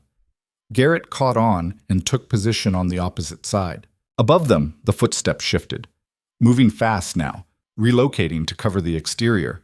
Rachel counted seconds in her head, timing the response, measuring how long they'd have before someone came down to verify the basement was empty. 20 seconds. 30. The door at the top of the stairs flew open and two figures descended rapidly, flashlights cutting through the dissipating gas. They moved like professionals, coordinated, weapons up, covering angles. Rachel waited until they reached the bottom step and committed to entering the room. Then she moved. The hammer caught the first man across the temple before he could react. He went down hard, and Rachel stripped his weapon in the same motion, a suppressed submachine gun, tactical light mounted on the rail. She spun and fired a 3-round burst into the second man's center mass before he could bring his own weapon to bear. Garrett was already moving up the stairs, clearing the doorway with smooth efficiency that spoke of serious training. Rachel grabbed the fallen man's radio and tactical vest, then hauled Webb to his feet. "Can you walk?" Webb nodded, his face pale but determined.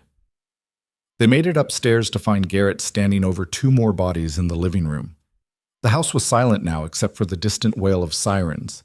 Neighbors had finally called the police about the gunfire and broken windows. "We need to move," Garrett said. "Now." Rachel checked the tactical vest she'd taken. Extra magazines, flash grenades, zip ties, and a phone that was currently receiving an incoming call. She looked at the screen. Unknown number. She answered it. "Status," a voice said. "Male, authoritative, expecting a report from the assault team." Rachel recognized that voice from the audio files on Webb's USB drive. She'd heard it in recorded phone calls, giving orders to subordinates, coordinating shipments. Colonel Marcus Dietrich. "Your team is dead," Rachel said calmly. "And in about 6 hours, you're going to be in federal custody." Silence on the other end. Then Dietrich laughed, a sound completely devoid of humor. Captain Morgan, I should have known you'd be difficult to kill. Your file said you were stubborn. You've seen my file. I've seen everyone's file. That's how this works. Dietrich's voice shifted, becoming almost conversational. You know what your problem is, Captain? You think this is about justice, good versus evil, but it's really about business. And business doesn't care about your moral indignation. Business doesn't use VX nerve agents on American soil, doesn't it? I'd argue that's exactly what business does when the profit margin justifies the risk. Dietrich paused. Here's what's going to happen. You're going to give me Marcus Webb and that USB drive. In exchange, I'll make sure you and Agent Garrett walk away from this. Clean slate, new identities, money in offshore accounts. You disappear and everyone's happy. Except the soldiers who died from your counterfeit medications. Acceptable losses in a larger economic framework. Rachel felt rage building in her chest, cold and focused. I'm going to find you, Colonel. And when I do, you're going to spend the rest of your life in a military prison explaining your economic framework to the other inmates. Brave words from someone currently running for her life. Dietrich's tone hardened. You've got nowhere to go, Captain. No allies you can trust. No safe locations. I've got resources you can't imagine and patience you can't outlast. So here's my final offer. Bring me Webb within the next 4 hours, or I'll make sure everyone you've ever cared about pays the price for your stubbornness. Try it, Rachel said. See what happens. She ended the call and crushed the phone under her boot. Garrett was staring at her. Please tell me you have a plan. I have half a plan. Rachel grabbed Webb and moved toward the back door. The other half I'm figuring out as we go. They abandoned Garrett's sedan, too easy to track, and instead took one of the vehicles the assault team had arrived in, a black SUV with government plates and enough firepower in the trunk to start a small war. Rachel drove while Garrett navigated, and Webb tried not to pass out in the back seat. The sirens were getting closer. Rachel turned away from them, heading deeper into residential neighborhoods, using side streets and alleys to put distance between them and the scene. Her mind was racing through options, discarding scenarios, building a strategy from fragments and desperate hope. Senator Caldwell, she said. When does she convene her committee? Garrett checked his watch. She said she'd make calls. That was 2 hours ago. If she's fast, maybe by dawn. That's not fast enough. Dietrich knows we contacted her. He'll be destroying evidence and eliminating witnesses right now. So what do? Rachel made a decision. We go public. What? We take everything on that USB drive and we give it to every news organization in the country. CNN, Fox, MSN, BC, The New York Times, Washington Post, every outlet that can't be silenced or intimidated. We flood the system with so much information that Dietrich can't contain it. Garrett looked skeptical. That's not how federal investigations work. You need chain of custody, verified evidence, proper channels. Proper channels got us an attack by DIA, contracted mercenaries. Rachel's voice was sharp. Dietrich owns the proper channels. He's got people inside federal agencies, defense contractors, pharmaceutical companies. We play by the rules. He wins. We go around the rules. We've got a chance. Webb spoke up from the back seat, his voice weak but clear. She's right. I tried going through channels. That's how they found me. The only reason I'm still alive is because someone broke protocol. Garrett was quiet for a long moment. Then he pulled out his phone. I know a journalist, investigative reporter with the Arizona Republic. She's covered military corruption before. If anyone can move fast on this, it's her. Call her. Garrett made the call while Rachel drove toward downtown Phoenix. The city was waking up now, early morning traffic building, the sky lightening from black to deep purple. They had maybe an hour before Dietrich's next move, maybe less. The journalist's name was Amanda Price, and she agreed to meet them in a public location with enough witnesses that an assassination attempt would be difficult. They chose a 24-hour diner near the state capitol building, the kind of place where cops and night shift workers grabbed breakfast and nobody paid attention to anyone else's business. Price was already there when they arrived, sitting in a corner booth with a laptop and a cup of coffee that looked like it had been refilled a dozen times. She was maybe 35, sharp-eyed and skeptical, with the kind of expression that said she'd heard every conspiracy theory in existence and believed none of them. You've got 15 minutes, she said as they sat down. And this better not be another bullshit story about chemtrails or microchips. Rachel slid the USB drive across the table. It's about a DIA colonel running a pharmaceutical trafficking operation that's killed American soldiers and tried to assassinate a federal witness using military-grade chemical weapons. Price's skepticism wavered. That's a hell of a claim. It's all on that drive. Bank records, shipping manifests, personnel files, chemical formulas, recorded communications. Everything you need to verify the story. Price picked up the drive, turning it over in her fingers. And what do you want in exchange for this exclusive? I want you to publish it in the next 3 hours, before the people responsible can destroy evidence or disappear. 3 hours? Price laughed. I need at least a day to verify sources, fact-check the claims, get statements from— You don't have a day, Webb interrupted. His face was gray with pain and exhaustion. I'm Marcus Webb, federal witness. That drive contains my testimony about systematic theft and replacement of military medical supplies. And the man running the operation just sent a kill team to eliminate me 2 hours ago. Price's expression changed. She looked at Webb more carefully, then at Rachel and Garrett. You're serious. Dead serious, Rachel said. And if you sit on this story while you go through normal verification channels, you're going to wake up tomorrow and find out half those sources are dead and the other half have disappeared. Price opened her laptop and plugged in the USB drive. Her fingers flew across the keyboard, opening files, scanning documents, cross-referencing information with the kind of speed that came from years of investigative work. After 5 minutes, she looked up. Holy shit, she said quietly. This is real. Yeah. And you're giving this to me, not the FBI or DOJ or— The FBI and DOJ are compromised, Garrett said. We don't know how many people are on Dietrich's payroll, but it's enough that official channels can't be trusted. Price was already typing, her skepticism replaced by the focused intensity of a journalist who just stumbled onto the biggest story of her career. I need statements from all of you. On the record, names, backgrounds, everything. Rachel hesitated. Going public meant exposing her classified service record, her deployments, the operations she'd spent 4 years trying to forget. It meant putting a spotlight on the parts of her past she'd been running from. But it also meant Marcus Webb might live long enough to testify, and the soldiers who'd died from counterfeit medications might finally get justice. All right, Rachel said, ask your questions. For the next hour, Amanda Price conducted the fastest interview of her professional life. She recorded statements, verified details against the USB drive contents, cross-referenced names with public records, and built a story that would detonate across national news like a bomb. Rachel told her about identifying the VX exposure at Crimson Ridge Medical Center. Garrett explained the federal investigation and the subsequent attacks on secure locations. Webb provided context about the trafficking operation, naming names and describing exactly how the conspiracy had functioned. When they finished, Price had enough material for a week's worth of front-page stories. I'm publishing the initial report online in 90 minutes, she said. Print edition will have the full story tomorrow morning. But fair warning, the moment this goes live, you're all going to be targets.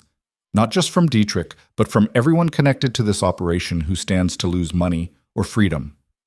We're already targets, Rachel said. At least this way, people will know why we're dying. Price nodded slowly. One more thing. I need to contact Colonel Dietrich for his statement. Give him a chance to respond to the allegations. That's a terrible idea, Garrett said. That's journalism. Price closed her laptop. I'm not publishing accusations without giving the subject a chance to defend himself. It's not negotiable. Rachel understood. Price was protecting herself legally, making sure the story couldn't be dismissed as one-sided reporting. But it also meant warning Dietrich that his time was running out. Fine, Rachel said, but do it through official channels. DIA Public Affairs. Make it formal. Already planning to. They left the diner as the sun was breaking over the Phoenix skyline, painting the city in shades of orange and gold. Rachel drove them to a different location, a budget motel on the edge of town where cash was accepted and questions weren't asked. They got a room on the ground floor with a view of the parking lot and multiple exits. Webb collapsed on one of the beds immediately. Garrett took first watch position by the window. Rachel sat with the submachine gun across her lap and waited for whatever was coming next. Price's story went live at 8:47 a.m. Rachel watched it spread across social media like wildfire. The Arizona Republic's website crashed within minutes from traffic volume. Other news organizations picked up the story, each adding their own commentary and analysis. Within an hour, it was trending nationally. Within 2 hours, it was international news. The headline was devastating in its simplicity. DIA colonel accused of running pharmaceutical trafficking ring that killed U.S. soldiers. The article included everything: names, dates, chemical formulas, bank records. Price had done her homework, presenting the evidence in a way that was both damning and impossible to dismiss.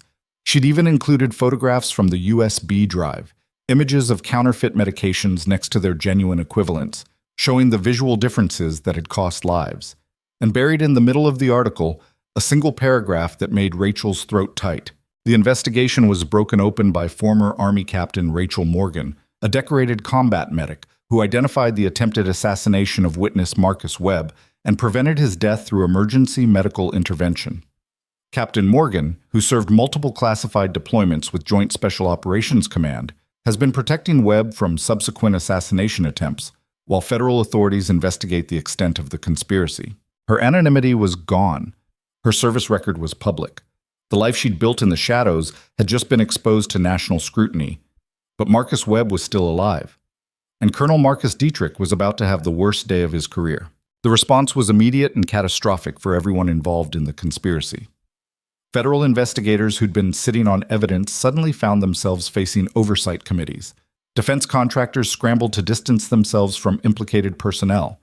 Pharmaceutical executives hired crisis management firms. And somewhere in Virginia, Colonel Marcus Dietrich watched his entire operation collapse in real time. Rachel's phone buzzed with a call from Senator Caldwell. "Captain Morgan," Caldwell said without preamble, "I don't know whether to thank you or have you arrested for compromising an ongoing investigation. Will it help if I say I was planning to thank you?" Caldwell made a sound that might have been a laugh. "Probably not, but here's what you need to know. The moment that story went live, I convened an emergency session of the Armed Services Committee. We've issued warrants for Colonel Dietrich's arrest along with 14 other individuals named in your evidence. Federal marshals are executing those warrants as we speak." "Good." "It's not good, Captain. It's chaos. But it's the kind of chaos that exposes truth, so I'll take it." Caldwell paused. "I'm also authorizing protective custody for you, Agent Garrett, and Marcus Webb. Federal protection, my personal oversight, no connection to agencies that might be compromised." "Where?" "There's a secure facility at Luke Air Force Base. Military police protection, restricted access, complete isolation until the trials conclude. I need all three of you there within the next 2 hours."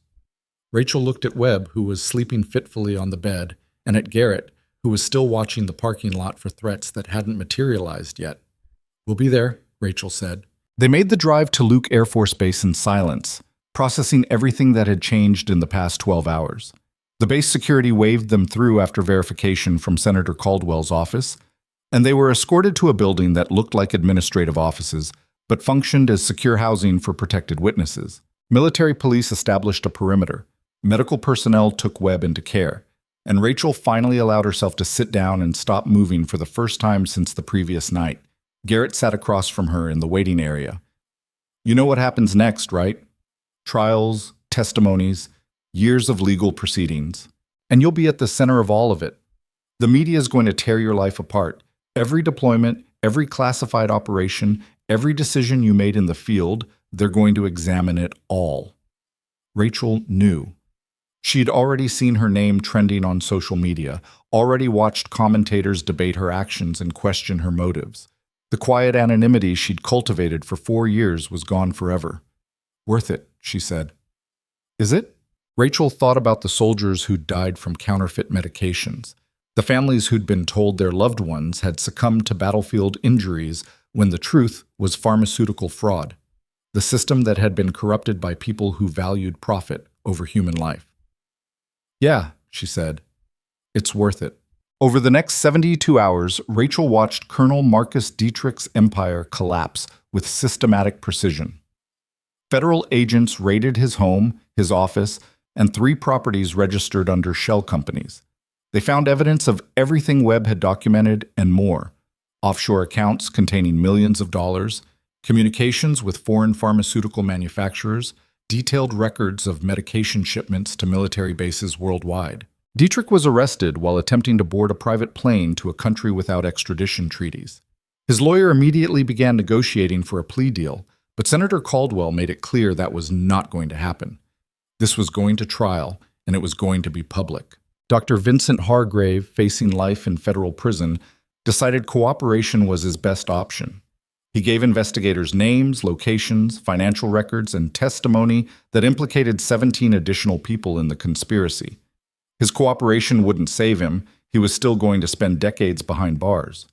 But it accelerated the timeline for bringing everyone else down. Gerald Westbrook, the hospital administrator, tried to maintain his innocence until investigators showed him evidence that he'd personally approved fraudulent medication purchases 14 times.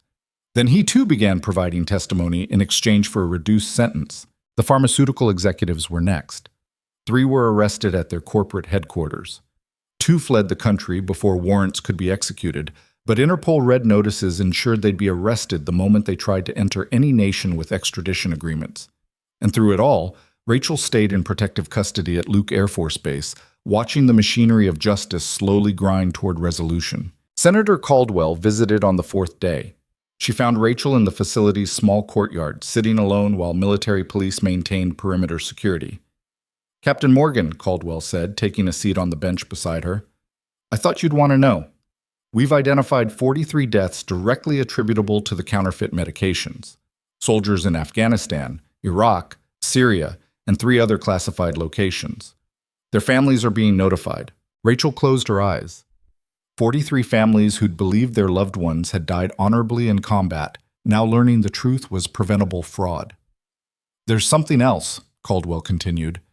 "We found evidence that Colonel Dietrich was planning to expand the operation.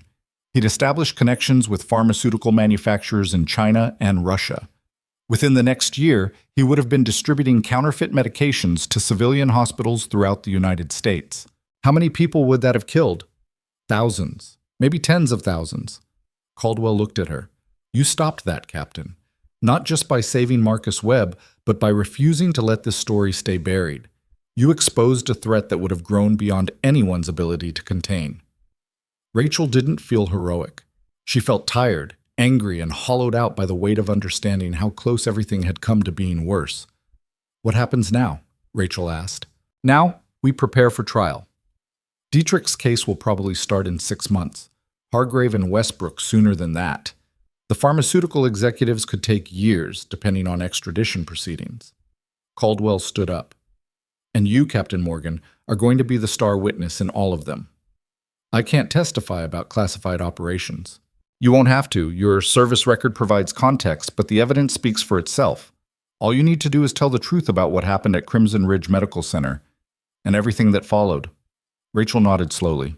Caldwell started to leave, then turned back. "There's one more thing. I've been reviewing your military discharge paperwork. The official reason was medical separation due to psychological trauma following the Libya operation, but the actual documentation is vague, almost deliberately incomplete." Rachel stiffened. "What are you asking, Senator?" "I'm asking if you were forced out. If someone decided you were inconvenient, or knew too much, or simply didn't fit the image they wanted for special operations medical personnel." Caldwell's voice was gentle. "Because if that's what happened, I can help you appeal the discharge, restore your rank, clear your record, maybe even open the door to returning to active duty if that's something you want." Rachel had dreamed about that for 4 years. The chance to go back, to reclaim the identity she'd lost, to prove she wasn't broken beyond repair. But she'd also spent 4 years learning to live with what had happened in Libya, learning that some wounds don't heal just because you return to the place they were inflicted. "I appreciate the offer, Senator, but I think I'm done with military service. Are you? Because from where I'm standing, you just conducted one of the most successful special operations in recent history.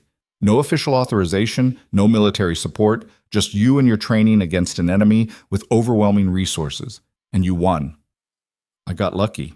Luck doesn't identify VX exposure in 90 seconds. Luck doesn't keep a witness alive through 3 separate assassination attempts. Luck doesn't systematically dismantle a criminal conspiracy run by a senior military officer. Caldwell smiled slightly. "You're not done, Captain. You're just getting started." She left before Rachel could argue. The trial date for Colonel Marcus Dietrich was set for 8 months in the future. In the meantime, Rachel was released from protective custody with the understanding that she'd remain available for testimony and depositions. She was given a new identity, same name, but with federal witness protection resources if needed. She was offered financial compensation for her cooperation. She was even approached by a publisher about writing a book. She declined everything except the protection resources. Instead, Rachel returned to Phoenix and found an apartment in a quiet neighborhood where nobody recognized her face from the news coverage. She got a job at a veterans clinic, providing basic medical care to former service members who couldn't afford regular hospitals. The work was simple, unglamorous, and completely free from federal conspiracies or pharmaceutical fraud. And every morning, she woke up and didn't feel like she was running anymore. 3 weeks after returning to Phoenix, Rachel received a package at her apartment.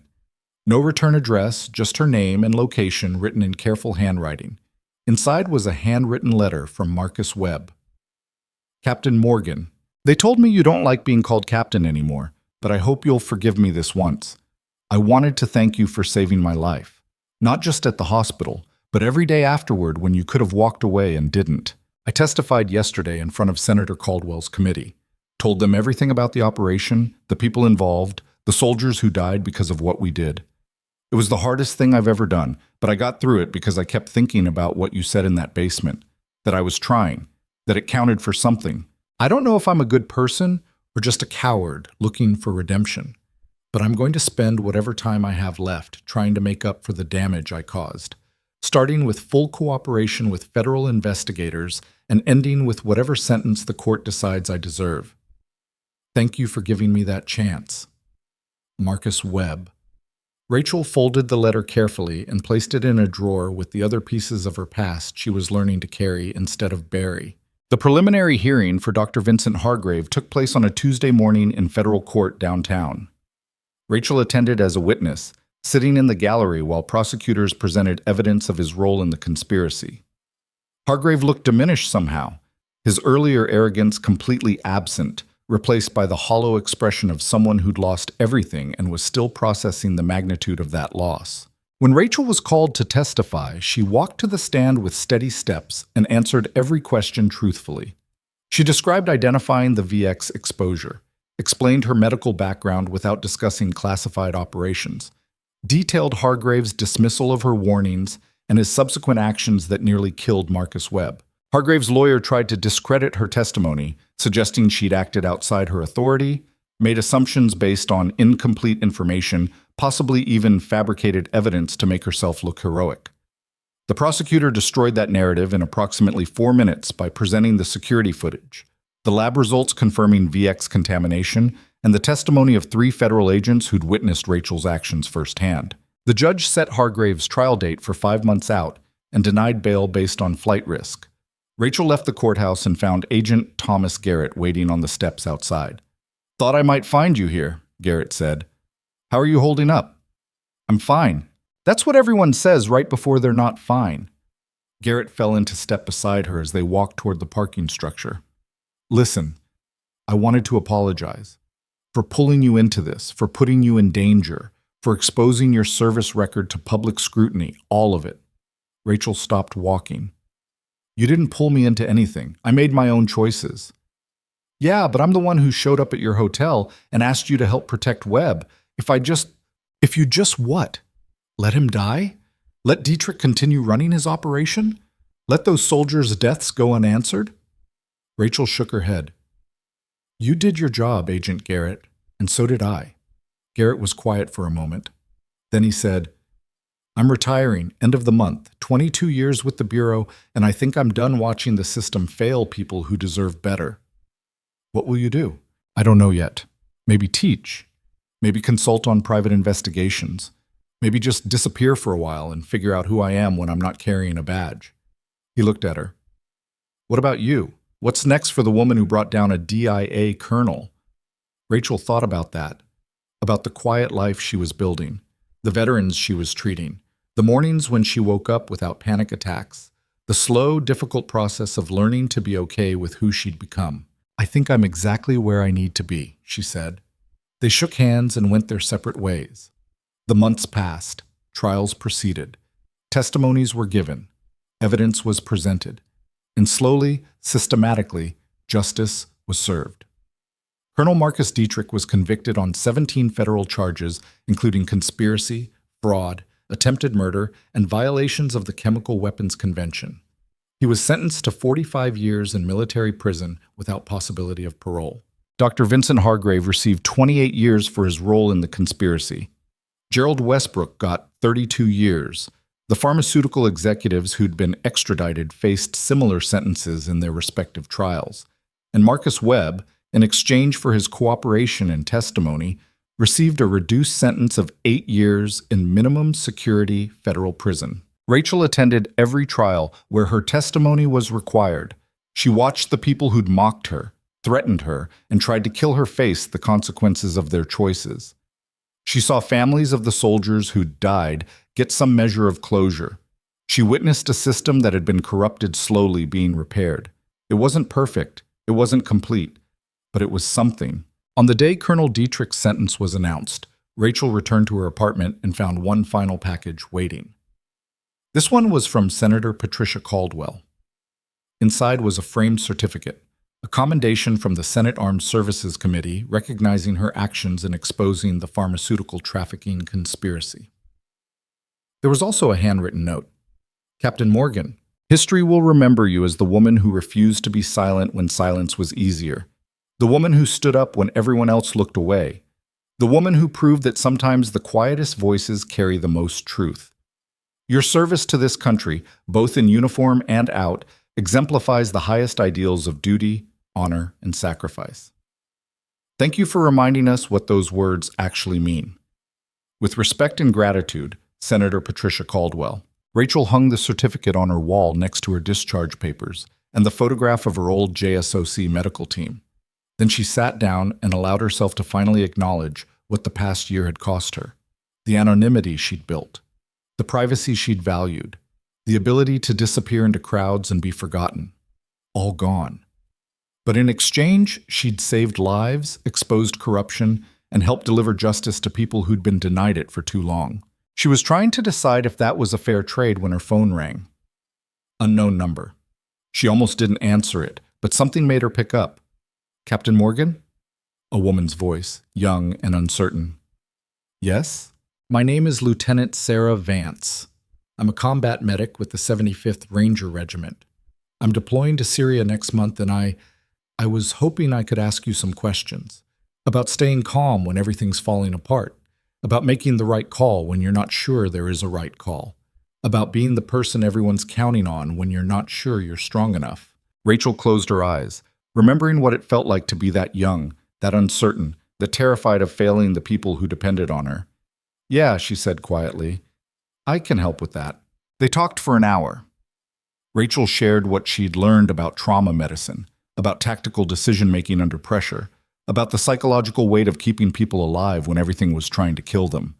She didn't sugarcoat the difficulty or pretend the job wouldn't leave scars. But she also didn't discourage the young medic from doing work that mattered. When they hung up, Rachel realized she'd just taken the first step towards something she hadn't expected, moving forward instead of running away. Her phone buzzed again immediately. This time it was a text from a number she didn't recognize. This is Amanda Price. I'm working on a follow-up story about corruption in military medical supply chains. Would you be willing to provide expert commentary? Rachel stared at the message for a long moment. Then she typed back, yes, because the people who'd underestimated her had learned their lesson, and the ones who hadn't were about to. 6 months later, Rachel stood in front of a Senate hearing room packed with cameras, journalists, and families who'd traveled across the country to be there. She wore a simple gray suit, her blonde hair pulled back, no makeup, no attempt to look like anything other than what she was, a former combat medic who'd stumbled into a conspiracy and refused to look away. Senator Caldwell sat at the center of the committee panel, flanked by 7 other senators representing both parties. This wasn't a trial. Colonel Dietrich had already been convicted and sentenced. This was something different, a public accounting of how the system had failed and what needed to change to prevent it from happening again. Captain Morgan, Caldwell began, and Rachel didn't correct the title this time. You've provided this committee with extensive testimony over the past several months. But today we'd like to hear something different. We'd like to understand what drove you to pursue this investigation when you had every reason to walk away." Rachel looked out at the gallery. She saw faces she recognized, families of the soldiers who died from counterfeit medications, their grief still raw but tempered now by the knowledge that someone had answered for those deaths. She saw Dr. Sarah Kincaid sitting in the back row, her former team lead who'd helped her navigate the investigation's early days. She saw Amanda Price with her notebook, ready to document every word. "I didn't pursue anything," Rachel said clearly. "I just refused to ignore what I was seeing. There's a difference." One of the other senators leaned forward. "Can you elaborate on that distinction? Most people think heroism is about running toward danger, but sometimes it's just about standing still when everyone else is running away. It's about saying this isn't right when everyone's telling you to mind your own business. It's about trusting what you know to be true, even when people with more authority are calling you crazy." She paused, choosing her words carefully. "I spent months working at Crimson Ridge Medical Center being treated like I was worthless. Doctors mocked my training. Nurses ignored my input. Administration saw me as replaceable. And I could have accepted that. Could have kept my head down, collected my paycheck, stayed invisible. But when I saw Marcus Webb dying from a poison that shouldn't exist outside classified facilities, I had two choices: believe what I was seeing or believe what everyone else was telling me." "And you chose to trust your training," Caldwell said. "I chose to trust that the people who trained me knew what they were teaching, that my deployments meant something, that the soldiers I'd kept alive in combat zones deserved the same effort I'd give anyone else." Rachel's voice didn't waver. "And when Dr. Hargrave tried to silence me, tried to make me feel small and incompetent and delusional, I realized something important. The people who mock you the loudest are usually the ones with the most to hide." A murmur went through the gallery. Cameras flashed. Journalists scribbled notes. Senator Caldwell consulted her papers. "The investigation has now identified 73 deaths directly attributable to the counterfeit medication conspiracy. 73 American soldiers who died not from enemy action, but from criminal fraud within their own supply chain. What would you say to the families of those soldiers?" Rachel looked at the faces in the gallery again. Mothers, fathers, spouses, children who'd grown up believing their parent had died serving their country, only to learn the truth was betrayal by people who were supposed to protect them. "I'd say their loved ones didn't die in vain, that exposing this conspiracy means it can't happen again, that justice was delivered to everyone responsible." Rachel's throat tightened. "And I'd say I'm sorry, because I spent 4 years running from my military service, trying to forget what I'd seen and done, and if I'd been braver sooner, maybe some of those deaths could have been prevented." "That's not on you, Captain," Caldwell said gently. "Maybe not, but it's still true." Rachel straightened. "Which is why I'm not running anymore. Why I'm testifying here today. Why I'm using whatever platform this investigation gave me to make sure people understand what happened and why it matters." The hearing continued for another 2 hours. Rachel answered every question honestly, walked the committee through her decision-making process, and provided recommendations for reform that came from hard-earned experience rather than theoretical policy analysis. When it finally ended, she walked out of the Senate building into late afternoon sunshine and found a crowd waiting. News crews, supporters holding signs thanking her for her service, veterans wanting to shake her hand. It was overwhelming and uncomfortable and nothing she'd ever wanted, but she stopped anyway. Shook hands. Answered a few questions. Let herself be momentarily visible to people who needed to see that someone had stood up when it mattered. Then she slipped away through a side exit before it could turn into a spectacle. Sarah was waiting by her rental car, leaning against the hood with a knowing smile. "You're terrible at accepting gratitude, you know that?" "I'm working on it," Rachel said. "How's that going?" "Slowly." They drove to a quiet restaurant away from Capitol Hill, the kind of place where senators didn't dine and journalists didn't lurk. Over dinner, Sarah told her about the new trauma protocols being implemented based on Rachel's field reports from Libya, about young medics requesting copies of her training documentation, about the way her testimony had changed conversations about women in combat medical roles. "You've become a symbol whether you like it or not," Sarah said. "I don't like it." "I know, but symbols matter, especially for people who feel powerless." Sarah took a sip of wine. "There's a kid in my current unit, 22 years old, first deployment, terrified she's not good enough, that she'll freeze when it matters, that everyone will realize she doesn't belong. And you know what I told her? What? I told her about the nurse who worked night shifts at a civilian hospital for 6 months, getting mocked by doctors who thought she was incompetent.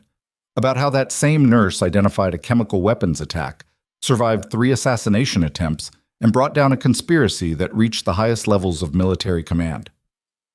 I told her that nobody starts out feeling ready. You just decide whether you're going to trust yourself when the moment comes. Rachel was quiet, processing that. Did it help? She deployed last week with her head up and her training solid. So yeah, I think it helped. They finished dinner and said goodbye with the understanding that they'd see each other again soon. Sarah was heading back to Fort Bragg. Rachel was returning to Phoenix and the Veterans Clinic that had become her new purpose. But first, she had one more stop to make. The military prison where Colonel Marcus Dietrich was serving his sentence was located in Kansas, a sprawling facility designed to house the worst offenders from the armed services. Rachel had requested this visit 3 times before finally getting approval. She wasn't sure what she was looking for: closure, answers, maybe just confirmation that the man who'd tried to have her killed was actually behind bars. They brought Dietrich into the visiting room wearing standard prison fatigues, his hands cuffed, his earlier authority completely stripped away. He looked older than his photograph, diminished by incarceration and the weight of a 45-year sentence he'd never outlive. He sat down across from her without speaking. Rachel studied him for a long moment. Do you remember what you said to me when you called during the assault on that house in Mesa? Dietrich's jaw tightened. I remember. You said this was about business, that acceptable losses were part of economic frameworks, that profit margins justified risk. Rachel leaned forward. Do you still believe that? What I believe doesn't matter anymore. It matters to me, because I need to understand how someone with your training, your service record, your responsibility to protect American soldiers could decide that their lives were worth less than your bank account. Dietrich was silent for a long time. Then he said, You want to know the truth, Captain? The system was already broken when I got there. Defense contractors overcharging for supplies, pharmaceutical companies inflating prices, hospital administrators skimming budgets.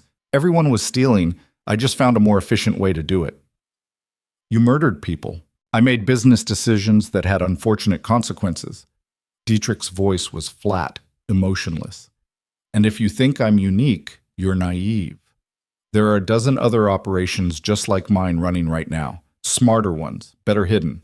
The only difference is I got caught. Rachel felt disgust rise in her throat. And that's your defense?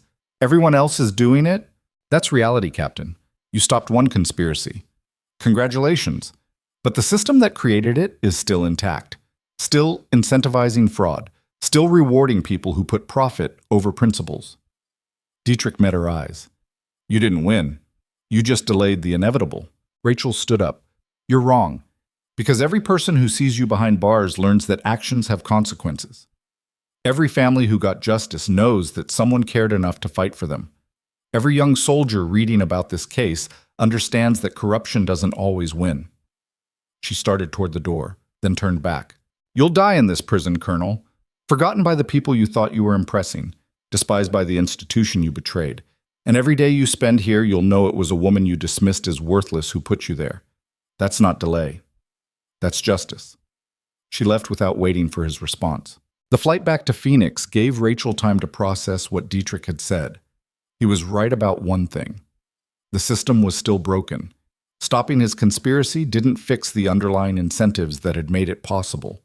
There would be other criminals, other schemes, other people willing to trade lives for profit. But that didn't make her actions meaningless. It meant the work was ongoing. That vigilance mattered. That standing up when you saw something wrong was always going to be necessary. She returned to the Veterans Clinic the following Monday and found Lieutenant Sarah Vance waiting in the lobby. The young combat medic looked nervous but determined. Captain Morgan, Vance said, standing quickly. I'm deploying in 2 days. I wanted to thank you in person for the advice. How are you feeling about it? Terrified. Ready? Both at the same time. Vance smiled uncertainly. But I keep thinking about what you told me. That fear is just information, not a command. That I should trust my training and make decisions based on what I know, not what I'm afraid of. Rachel recognized her younger self in those words. "You're going to do fine, Lieutenant." "I hope so." Vance hesitated. "Can I ask you something? Do the nightmares ever stop?" Rachel thought about Libya, about the soldiers she'd saved and the ones she hadn't, about waking up at 3 a.m. with her heart racing, replaying decisions she couldn't change. "No," she said honestly. "But you learn to live with them. You learn that carrying those memories is part of the job, that the weight means you're human, not weak." Vance nodded slowly. "Thank you for not lying to me. Thank you for doing work that matters." After Vance left, Rachel sat in her office and looked at the wall where she'd hung her commendations alongside photographs of the patients she was treating. Veterans with PTSD, chronic pain, injuries that wouldn't heal. People the system had used up and discarded. People she could help in small, unglamorous ways that would never make headlines. This was her purpose now, not grand conspiracies or Senate testimonies or national news coverage, just showing up every day and doing work that reduced suffering for people who deserved better than they'd gotten. Her phone buzzed with a text from Amanda Price. "New corruption story breaking? Defense contractor fraud in Navy shipyards. Need expert source. You available?" Rachel stared at the message. She could say no, could maintain the quiet life she was building, could let someone else handle the next investigation. But she'd told Lieutenant Vance to trust her training and make decisions based on knowledge, not fear. And Rachel knew what she knew. Understood how these conspiracies worked. Had the skills to identify patterns that others might miss. She texted back, "Yes, when do you need me?" Because the people who'd underestimated her were gone. But the system that produced them was still operating. And Rachel Morgan had learned something important over the past year. Being quiet didn't mean being weak. Being overlooked didn't mean being powerless. And being dismissed didn't mean being wrong. Sometimes the most dangerous people were the ones nobody paid attention to. The ones who watched and learned and waited for the right moment to act. She'd spent 4 years running from who she used to be, trying to escape the weight of military service and classified operations and the nightmares that came with saving lives under fire. But she wasn't running anymore. She was exactly where she needed to be, doing exactly what she was meant to do. Standing up when others looked away. Speaking truth when silence was easier. Trusting herself when authority figures told her she was wrong. The woman they'd mocked as worthless had exposed a criminal empire, delivered justice to families who'd been denied it, and changed policy at the highest levels of government. Not because she was special or uniquely talented or blessed with extraordinary courage, but because she'd refused to ignore what she knew to be true, even when everyone told her she was crazy for believing it. And in a world that often rewarded compliance over conscience, sometimes the most radical act was simply standing still and saying, "No, this isn't right." Rachel looked at her phone, at Amanda Price's message about the next investigation, at the work waiting to be done. Then she stood up, grabbed her jacket, and walked out into the Phoenix sunshine ready for whatever came next. Because character mattered most when nobody knew your rank, and the quiet ones were always more dangerous than anyone expected.